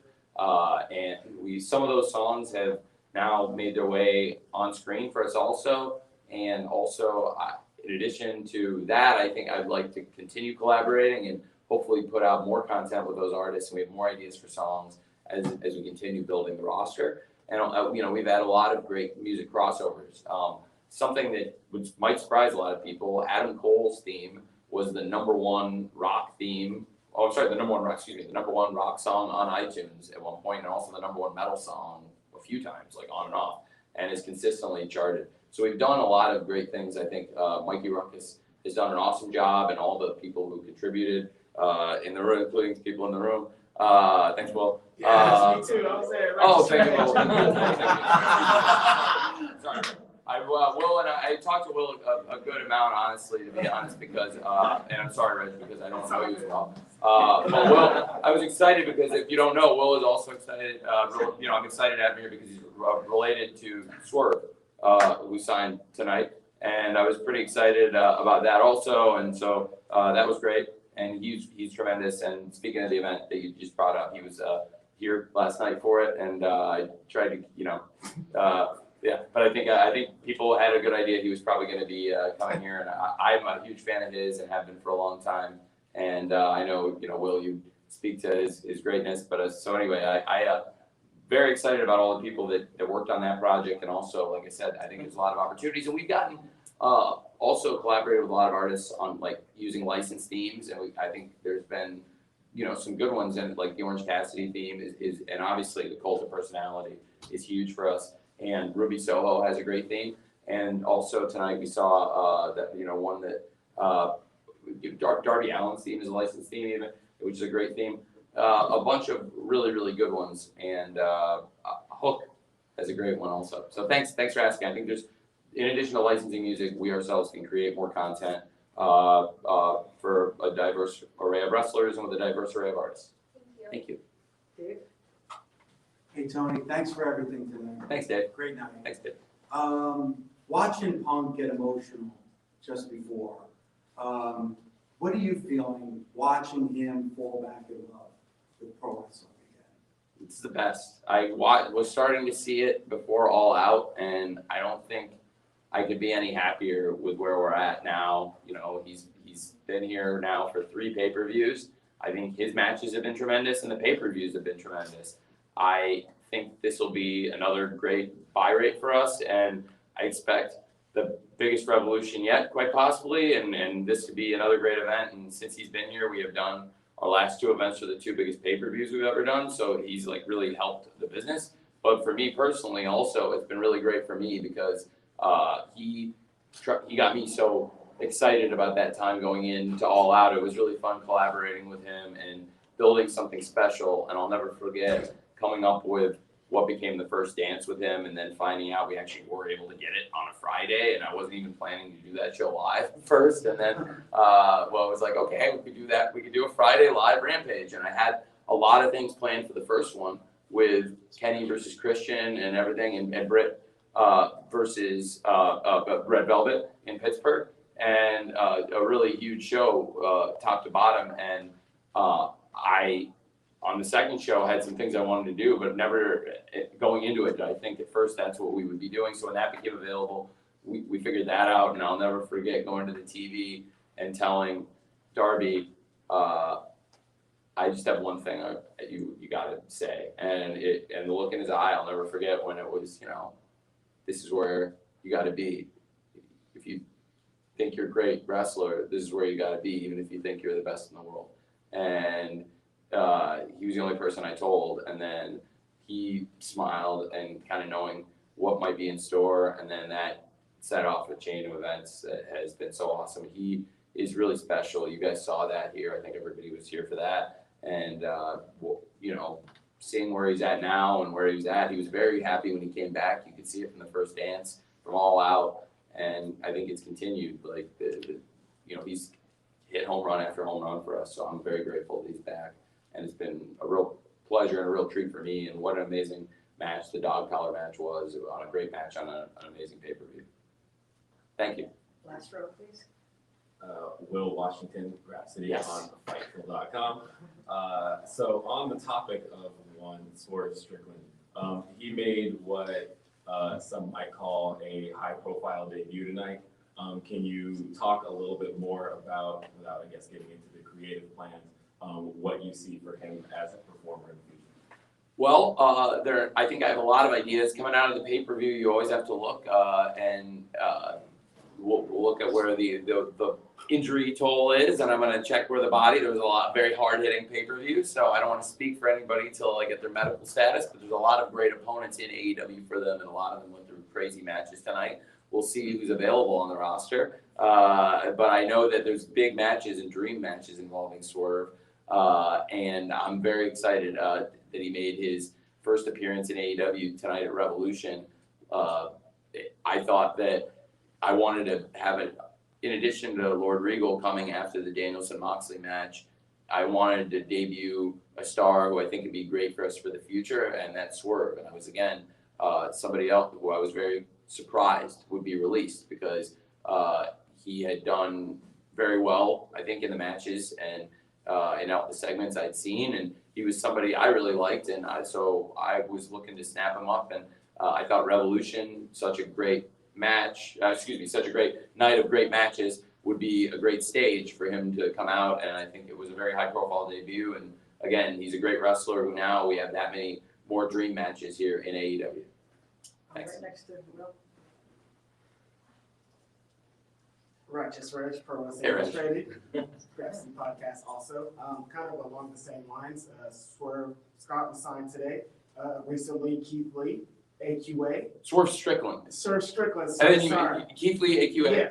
Yes. Keith Lee and AQA, kind of a part of me. I created a Black Wrestling's list, 500 Black Wrestlers. I'm interested in Black wrestlers. There was a controversial tweet by yourself very recently concerning a released wrestler. How do you feel like you have bounced back and kind of aided in there being more Black representation on AEW? Well, that was always my goal, and I think that was the point I was on. It's been a long time, but that's a point I've been, eager to make, is that I've always cared about that representation. But as you've seen in recent months, there's also contracts starting to expire. I can't renew everybody, and in the time that's passed since then, I think people have seen I'm serious, that I'm going to start signing more people, and the people you've all named have debuted here. Keith Lee, AQA, and now Swerve Strickland, and many other debuts in that time, and that have been great debuts. And I think in addition to people coming in, there's also going to be people coming out, and I tried to do it based on merit. And that was the point I was making at the time, is I'm going to evaluate people based on how good I think their wrestling is, in addition to a variety of other factors and nothing else, but that I am always prioritizing the diversity. And I think that we've made huge leaps and bounds in the time since then. And I can see that you're nodding, that you agree with me. And also, that was going into Jade's championship match and her dominant run, and we didn't mention her, but I think she's been a dominant champion. Great match tonight. She had a great match tonight, to be honest, I offered her the opportunity to come in here and be on here with all the champions, but I'll be honest, she's a big time star. She wanted to move on with her night. It's not that I didn't invite her to be here. She just didn't want to screw around and wait around with it all. Jade had bigger things to do, but she's and you can see when she's out there, she's the boss. So I think I'm very excited about what we're doing, and she's a great wrestler, by the way, and I have to say that since I brought her up, and she's not in the scrum to talk about it, and he's not in here to talk about it, she's really she's worked with, speaking of representation, Sanjay Dutt, who has done a great job with her, and that's not who you thought I was going to say, because there's been more headlines for the other person, but Sanjay Dutt also represents, I think, great representation in pro wrestling. When I was growing up, there was nobody who looked like me that was on TV, that was pushed, and that had any gimmick that wasn't really offensive and particularly really could go. And Sanjay Dutt, I didn't really look up to growing up. We were literally the same age. We were born the same year. And when I was in college, it was a guy, when I was finally like, oh man, this is a guy who looks like me and who can really go. And it's great working with him and having him here. And he's been really great for Jade. He's a great thinker. In general, he's a great person.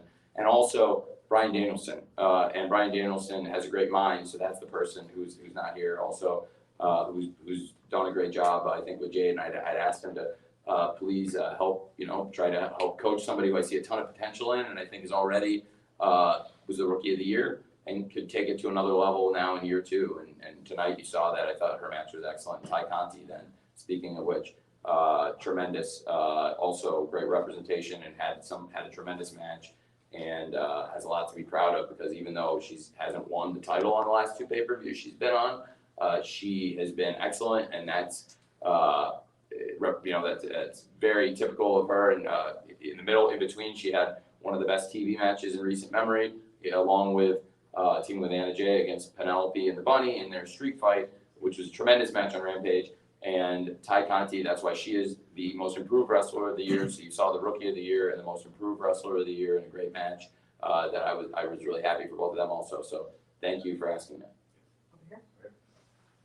Hi, Tony. Mike Dagger for Lucha Libre Online. So I wanted to ask you, you already have all of the pro wrestling hardcore fans on your side with AEW, right? What is your plan for the casual fans to bring them over to AEW to be able to watch your product, right? And also, I have a question on top of that, is what is your plan for your Spanish viewers and your Latin American viewers to be able to give them more of AEW?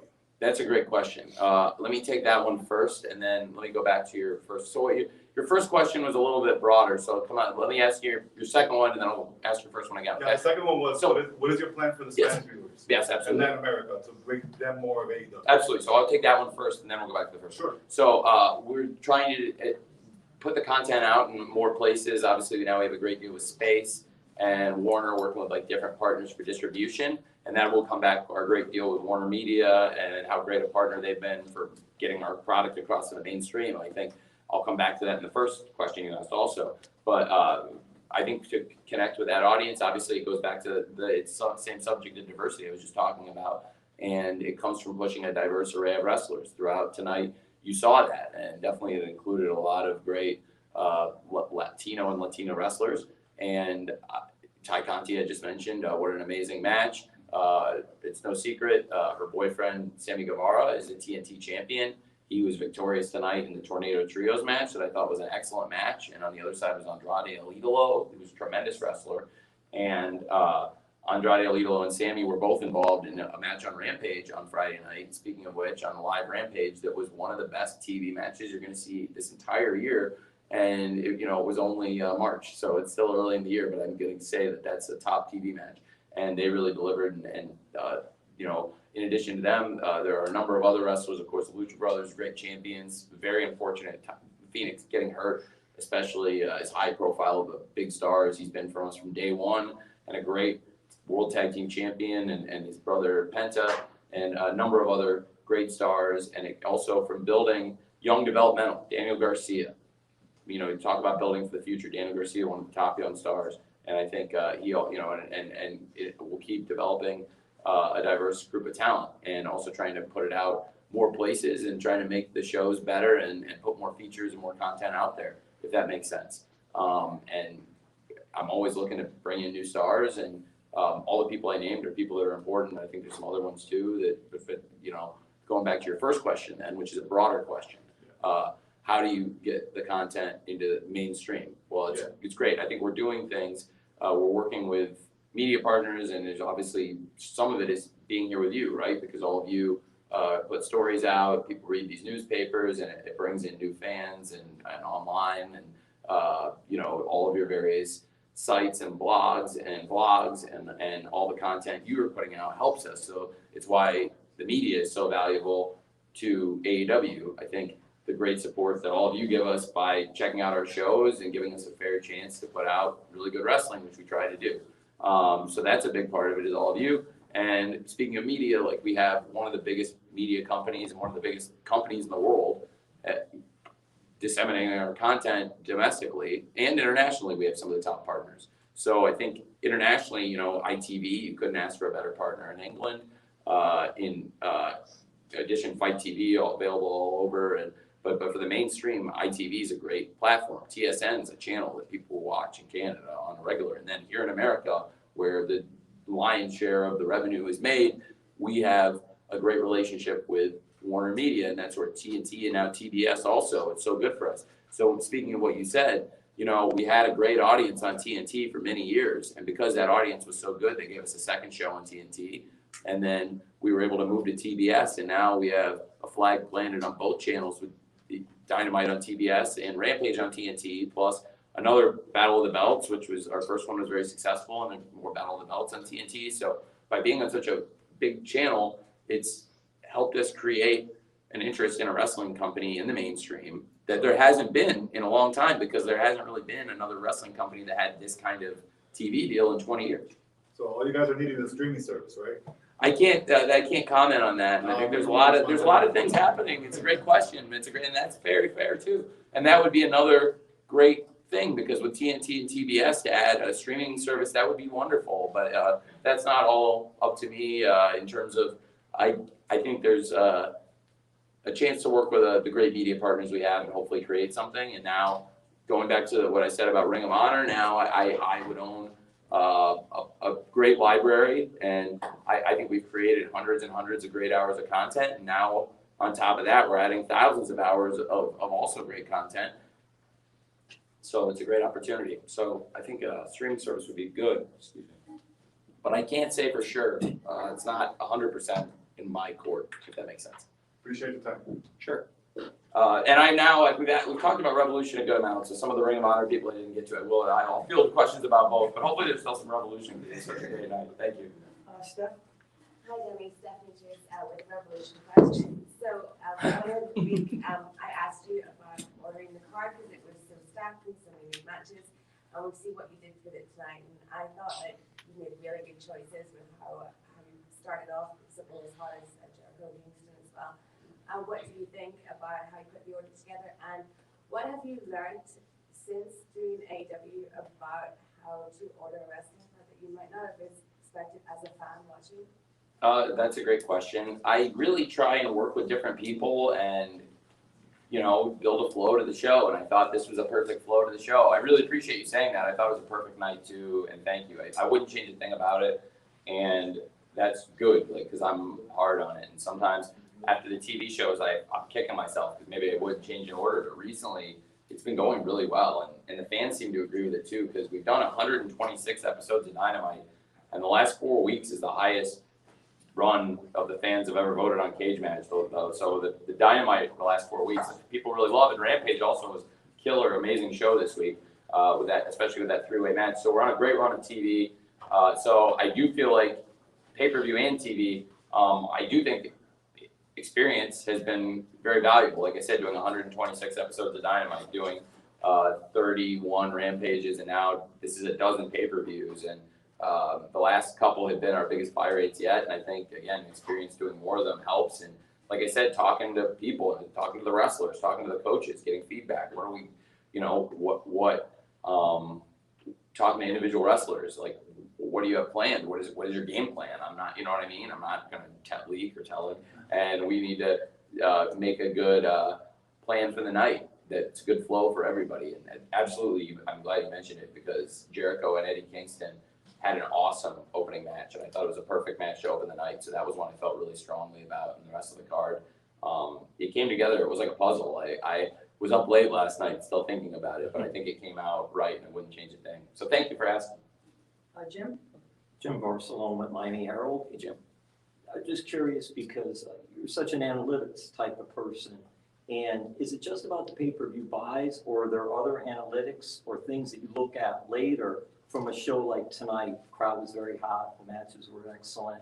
But are there other things that you look at? And then real quick, if there's any update you can give on Paige Van Zandt, and if she's training and what she might be doing with AEW. Great. Well, I can give an updates on both. So going back to the pay-per-view first, yes, there are a lot of metrics. The buy is a very, very important metric, and I think that's where the most revenue is going to come from. But the live gate was tremendous for us. We've been doing really well at the live gates. We have, a sold-out crowd tonight, and this weekend was very successful for us because this was a very economical thing, and it's also great to make connections, build fans for the future by being on a college campus this week. And we had great support from the college, and obviously great support from the students here. And I think in addition to that, in the gate and the merchandise and all the opportunities to build fans for the future, which, like you said, the crowd was hot. It was great. They were great from the first match, Eddie and Jericho, down to the last match, Cole and Paige, and everything in between. It was a really great night here, and they went crazy when they saw Lord Regal. They were great for Swerve, and they were awesome in all the matches. And so I thought that was something that, we've really got a great city here, and these are hardcore wrestling fans down in Orlando. Honestly, like it's built a hardcore base, and it's awesome. And people came from all over the world to see this show, which was excellent. So there are a lot of metrics that are important, and it's also great to have an awesome show. In addition to the buys, you want to have an awesome show because that's going to build more interest in the future shows like Double or Nothing, our next pay-per-view in Las Vegas, Memorial Day weekend in May, and we've already sold. Look at the amount of time we sold it. I think sold out. Just shy of It was pretty close. We had 11,000. Hey, there's a couple tickets left, ladies and gentlemen, and we've already sold over $1 million in tickets. And you can get yours, and then we'll be even further over. But it's the first time we've ever hit $1 million, and that's a pretty special thing for us. This is Raphael, and most of you guys might know him. A lot of you guys from wrestling Twitter. A lot of you guys are on there. I think you might know him. And he's a very important person for us, and he was very instrumental. He and I worked together for a long time to get the Arthur Ashe Grand Slam thing put together, and it was a great success for us. And I think we realized just shy of $1 million on that one. We did 960, so we set our sights on it for this one, and that's a great metric for us also. Here we did the long weekend with the Rampage at FanFest and the pay-per-view, very successful. And then you asked about Paige Van Zandt. We'll see. Dan Lambert, she did agree to come to the pay-per-view and sit with Dan Lambert and Scorpio Sky, and we have an agreement now that Scorpio Sky would wrestle Sammy Guevara for the TNT title, and the winner of that match is going to go on to the St. Patrick's Day Slam. But it's been, as of this Wednesday, 364 days undefeated for Scorpio Sky. As of when he gets the shot, Sammy is going to give him the shot. We all agreed, and so I'm not going to say anything, confirm anything with Paige Van Zandt until we sign it, because I don't want to take Dan at his word, because I think everyone knows Dan Lambert is very shady guy, right? But no, I seriously am excited. She has been training, and she's been with us here at AEW before. I think she's got a really great natural charisma, and I think if I give Sky the chance, which I think he's completely earned, and it's been, like I said, almost a year since he's been beat, and we'll see. It's the title versus the streak, and in exchange for making that happen, I think Paige is going to be coming here. So it'll be a tense handoff between me and Dan, but I think we're going to get it done. Yeah, Spencer. Leave it, Spencer, and then we'll.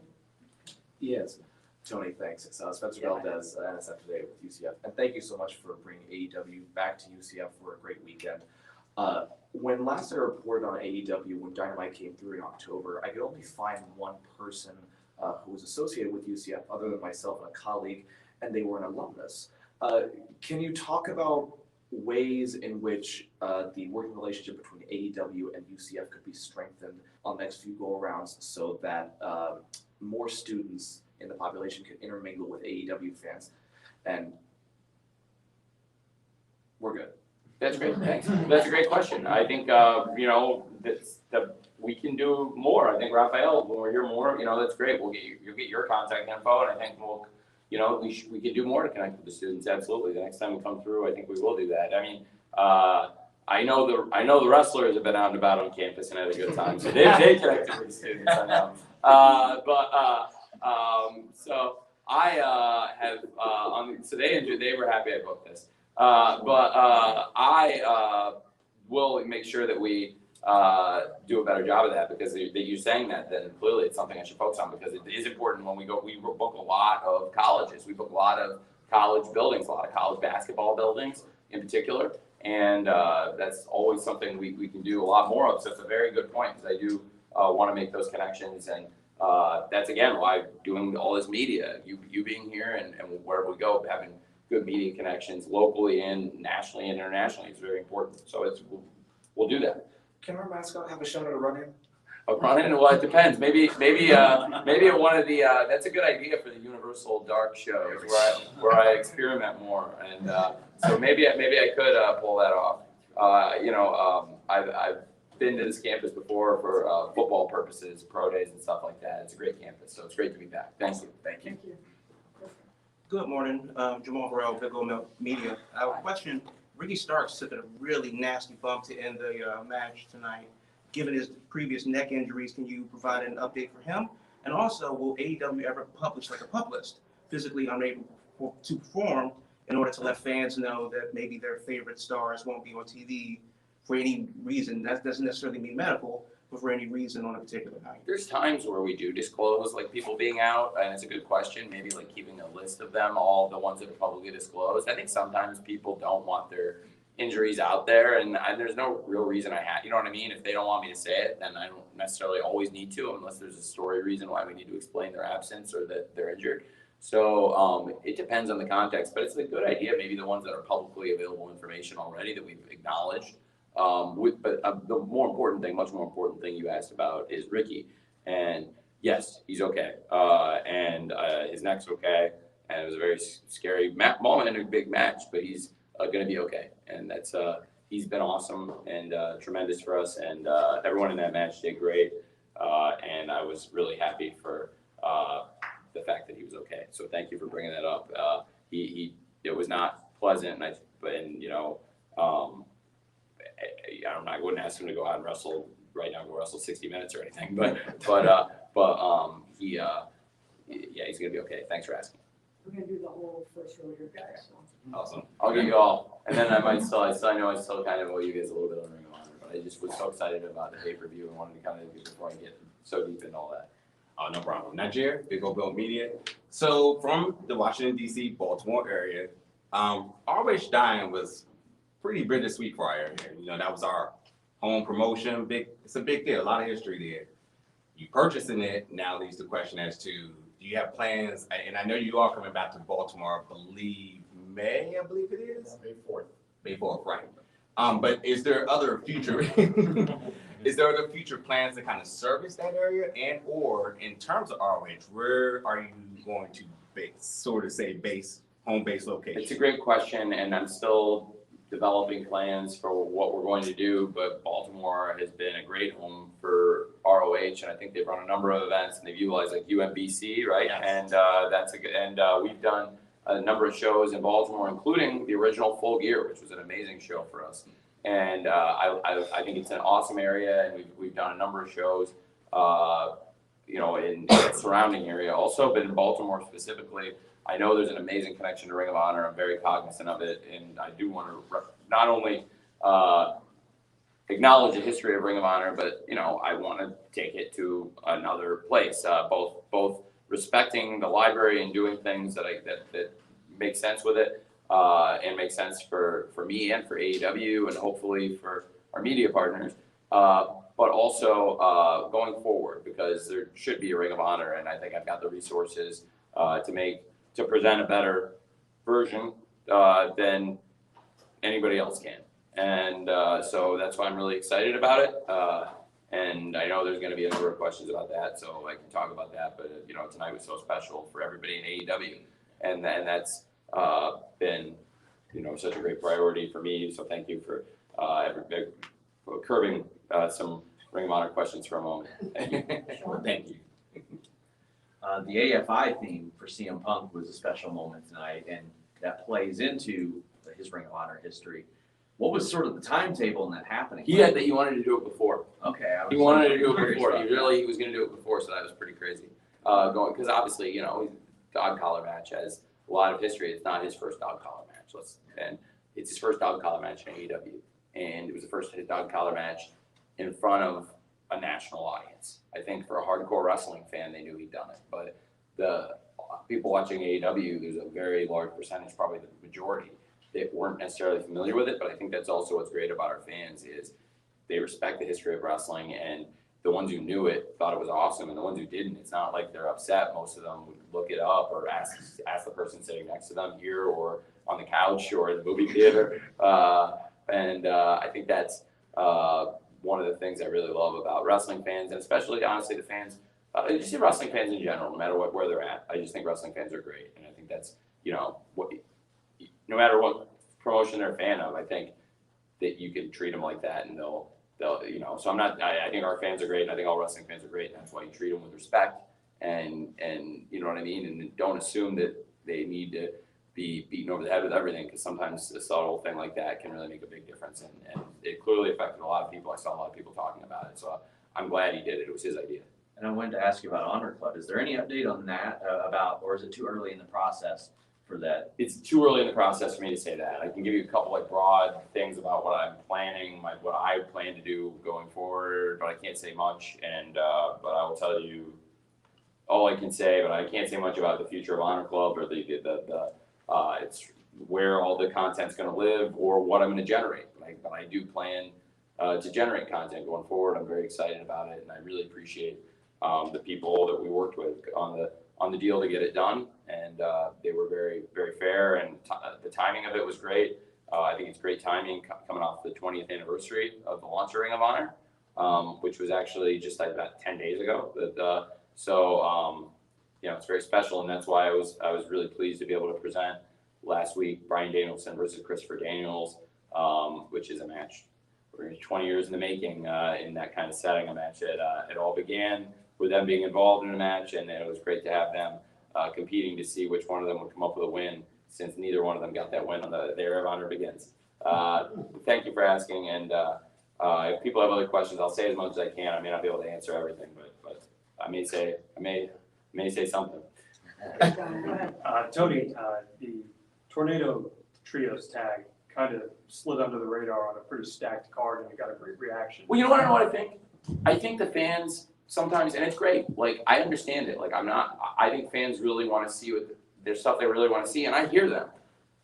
I had planned to do the three-way, and I think fans really wanted to see a match that turned out to be, there's a reason. The fans are really smart, and I think the fans thought, hey, if Sammy were to defend the title against both Darby, he had a great match with Darby, he had a great match with Andrade. If he defended against them both, it would probably make sense with everything that's happening based on everything we saw, and that would be an awesome match. And I think that hit everyone's minds, and people, does that make sense? But it was always planning to do the three-way. And tonight, I think you saw why I felt so strongly the Tornado Trio. It would be great to do the three-way on Rampage and have a great go-home show, especially a lot of you, I think, were there. And it looks like people were nodding. I thought they tore the house down, personally. I thought it was awesome. And then yeah. So no, I was just going to say, I know you take a lot of pride in how you use your legends and how you use your veterans, and it was kind of the payoff of seeing Matt Hardy with Private Party and Sting with Darby Allin. What would you say your assessment is of the job those two guys, Matt Hardy, Sting, have done with those respective talent? That's what I was referencing. That's one of the reasons I felt so strongly about doing it, because I knew that the three of them would tear the house down in the three-way, and there was no questioning that we were going to do it on a big platform and honestly give it to a huge audience on TNT, and then hopefully make even more people interested in what these guys would do on the pay-per-view, not just against each other, but also how, you know, what's going to happen with Sammy and Darby on the same team and teaming with Sting.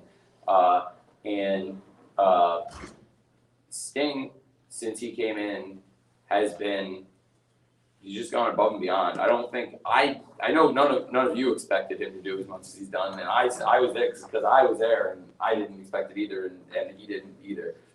He was in here before, I guess, with you guys, and I hope he expressed it to you, but he certainly expressed it to me. He loves doing what he's doing, and it's just such an honor and a pleasure to have him here, because in that generation of the legendary great pro wrestlers, he's certainly at the top and among the top of the greatest stars.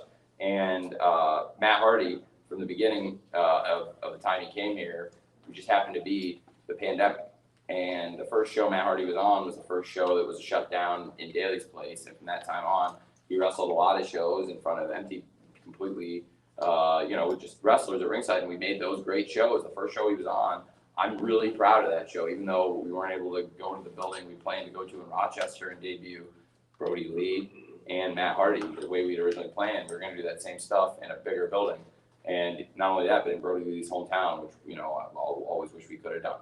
And Matt Hardy, from the beginning of his time here, has worked so hard, and he's also really put in time, not just behind the scenes, but also on camera, like you said, with the young wrestlers. And I really believe in Private Party. Mark Quinn was hurt for a while, and a lot of times in wrestling companies, you see when there's a tag team that's a well-established tag team, and one guy gets hurt, you don't see either guy, or they break them up.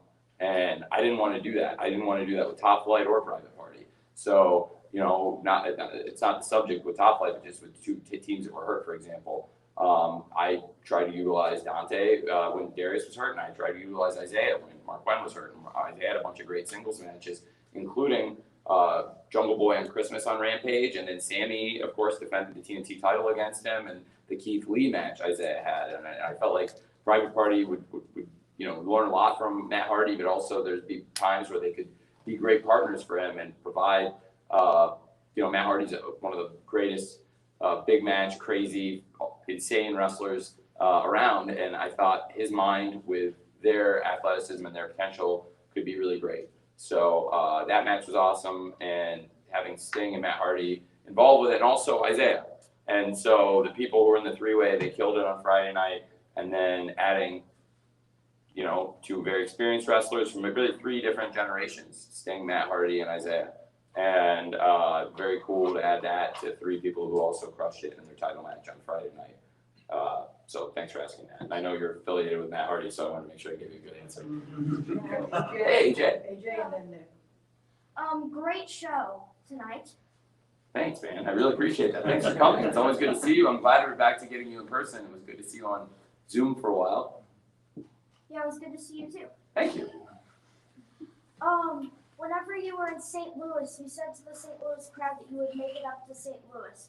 What are you planning to do in St. Louis or around St. Louis, and can you share it with me? We're still working on it. The person who I'm working on it with is in the room, and it's and so it's something we're gonna address. We're trying to find dates. I mean, part of the reason it was really cool because that's one of those situations where you go out and I've never gotten. I don't want to jinx it. I don't want to jinx it. I'm not gonna say it.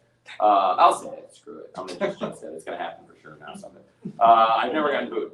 And when I went out ever. And that was one time where when I went out, I was the only time I've ever really been nervous about it.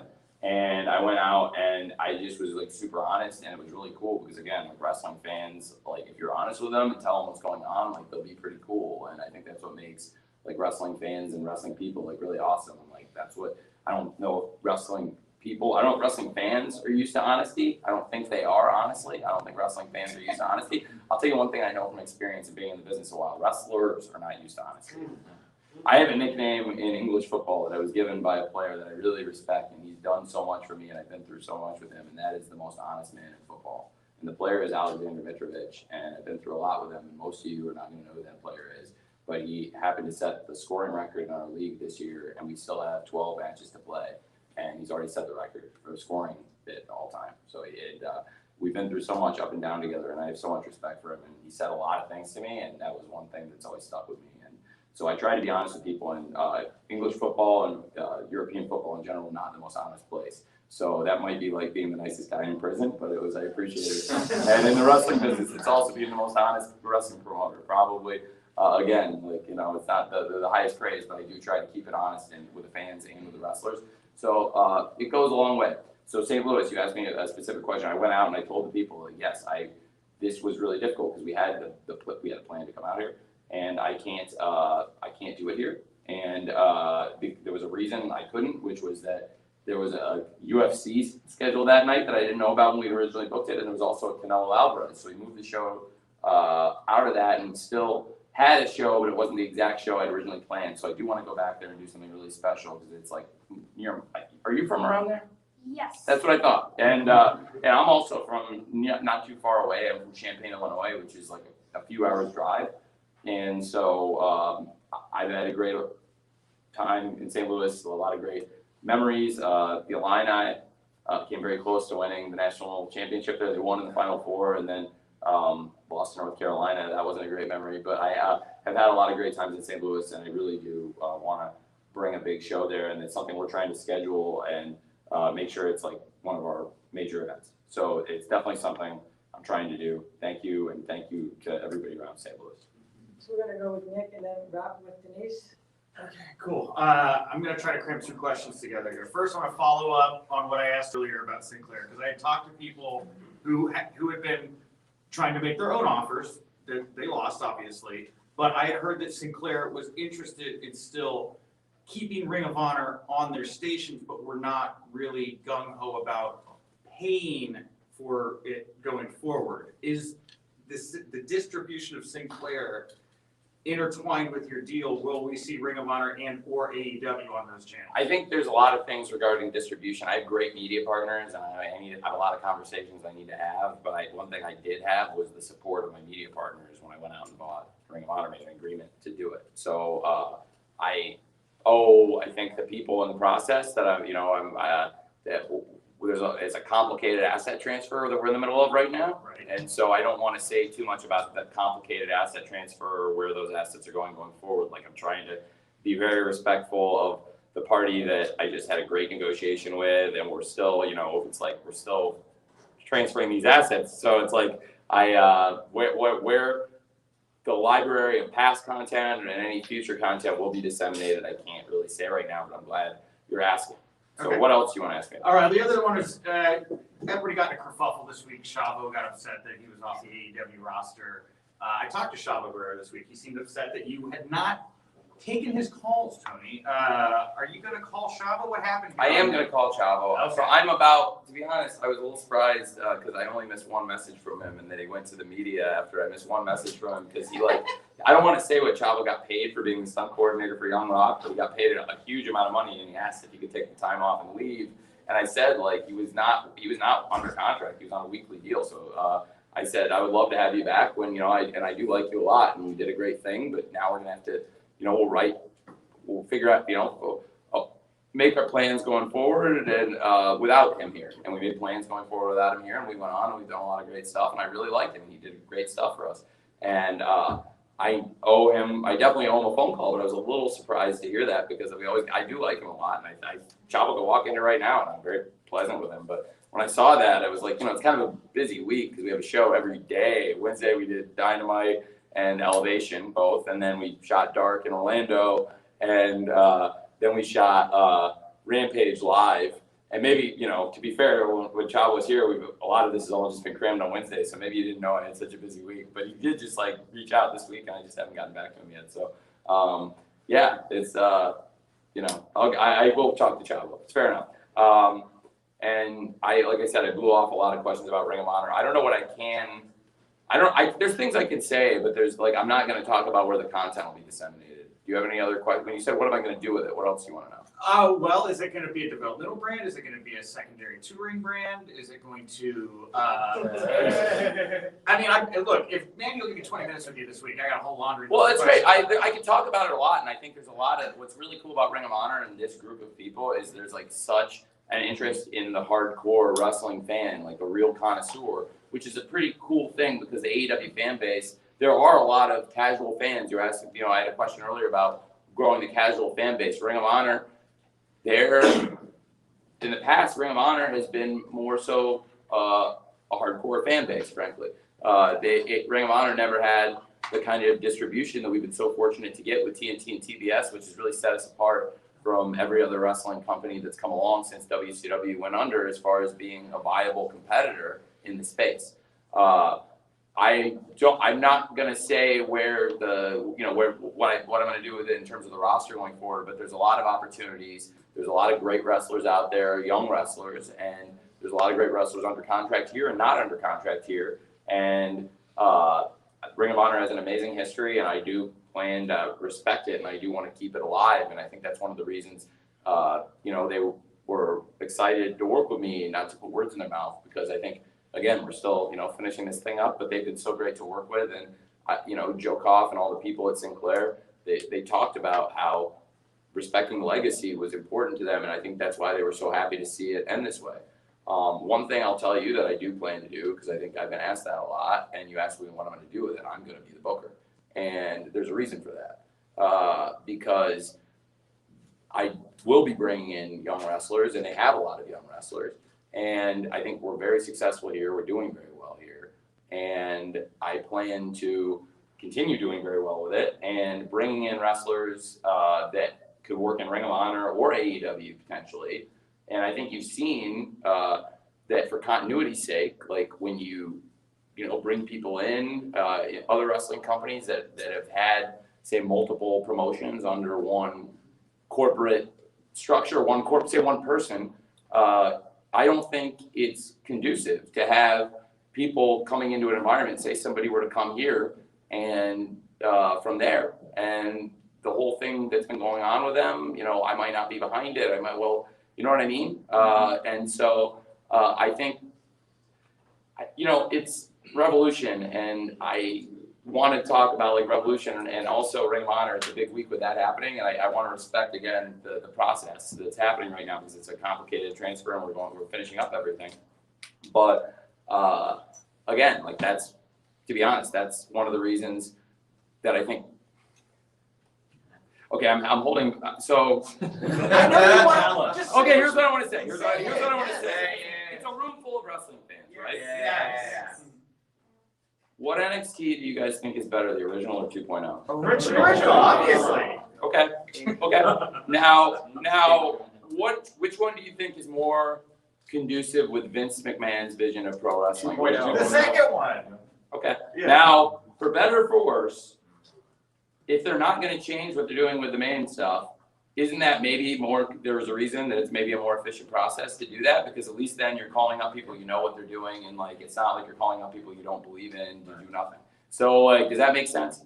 Yeah. So okay. So then you guys answered my question. That was pretty cool. I didn't think unanimous feedback. So then in the comments, please let the record state that everyone in the room answered the question. I didn't say anything. So. Tony, we have a last question with Denise. Okay, I mean, if there's anybody, did anybody fly or come here? Denise, I'm going to do yours, and if anybody else, I will do another one if I miss anyone. Thanks, Denise. Okay, so yeah, Denise Salcedo, Instinct Culture. So I want to ask you in regards to Ring of Honor. I know you just mentioned that you're going to be booking this, but I know you already have a very busy schedule. So my question is, are you going to be bringing in anybody else to kind of help carry, some of those responsibilities? Well, we have a lot of great people here in AEW, and I work with a lot of great people. So there's a lot of great minds. We continue to tonight. Obviously, you saw Lord Regal's here. Ace Steel has been working in AEW. He's been really helping out and has been a great coach. And like I mentioned, Sanjay Dutt has come in recently. So the coaching roster has gotten stronger in AEW, and I'm never afraid to utilize active wrestlers. Like a Bryan Danielson is a great example of somebody who, in addition to worrying about all of his own stuff, is really closely watching the young wrestlers, as he's made very clear in his promos, talking about people like Daniel Garcia and Wheeler Yuta. I mean, I was talking to him about his match with Mox, and he mentioned he watched a 60-minute independent match between, I think a lot of you have seen it, right? Between Garcia and Yuta, I think everyone, and the fact that he's such a student of wrestling, and not just a student of wrestling, but is also one of the greatest wrestlers of all time, and also is actively one of the best wrestlers today. It's very compelling, and I think he has a lot to offer.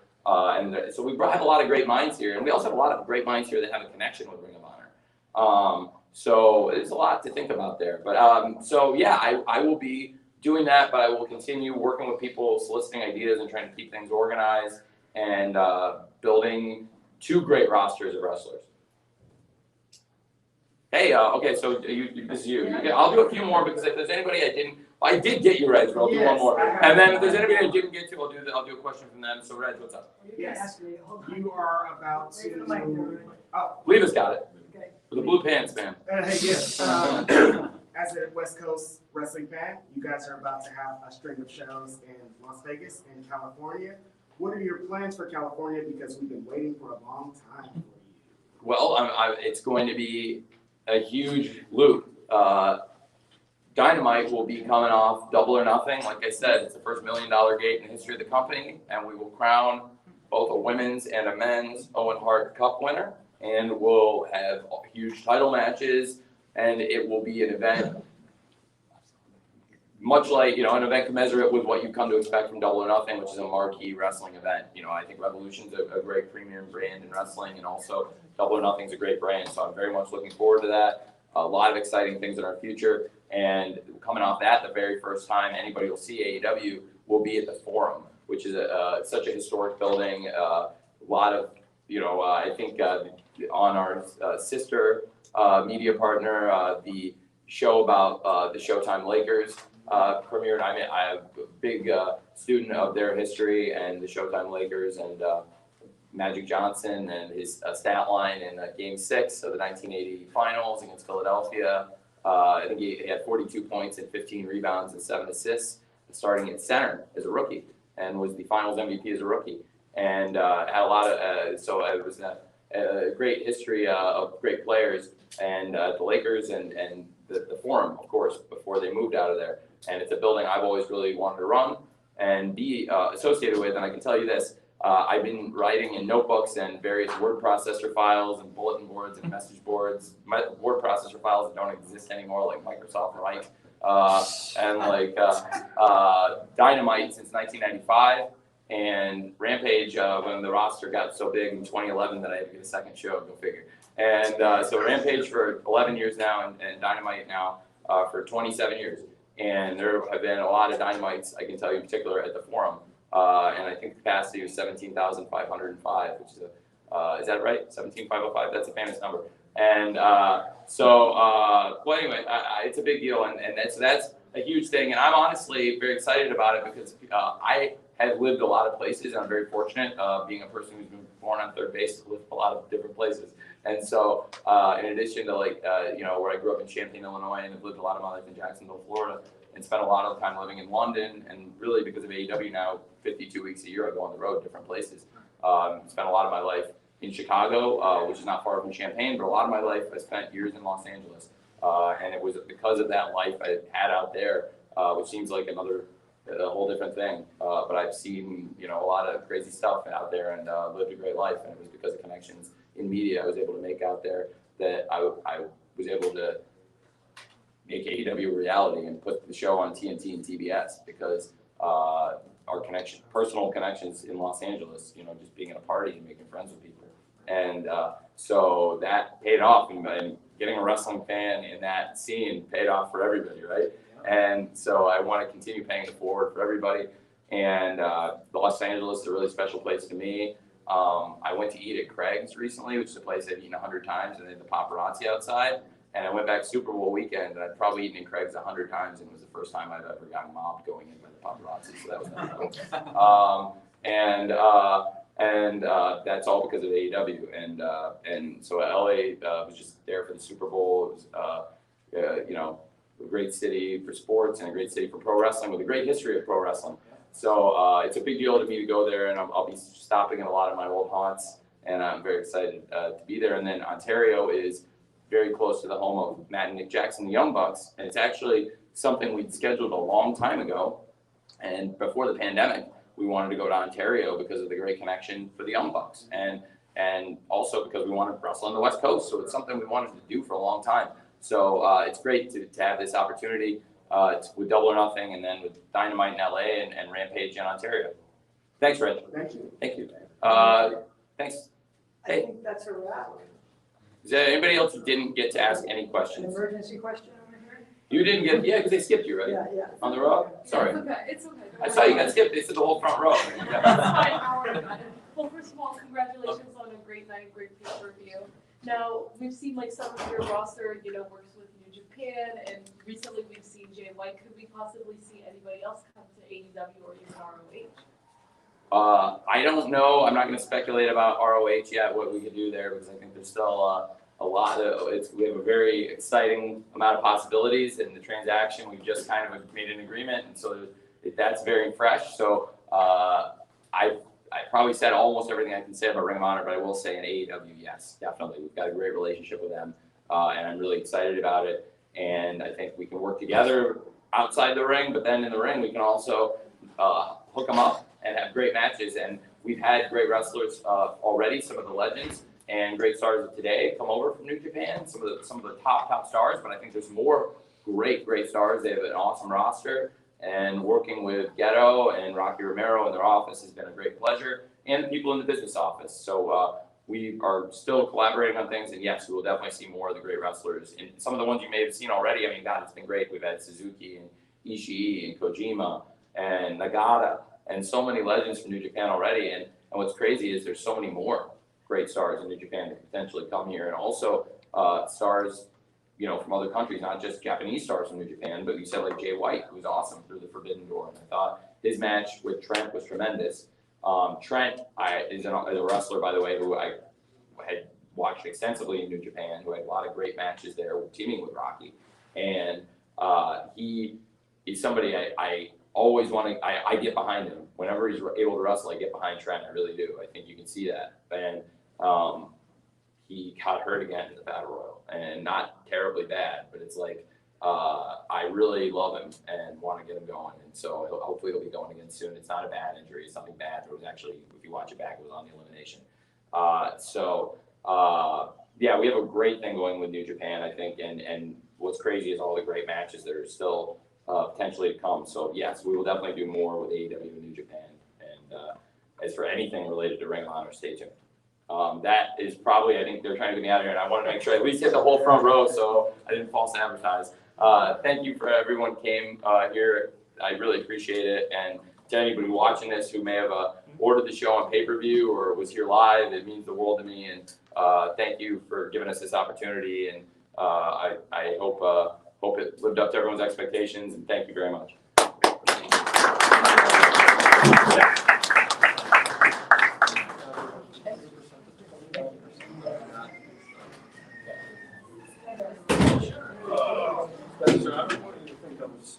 No, absolutely not, and we were 100%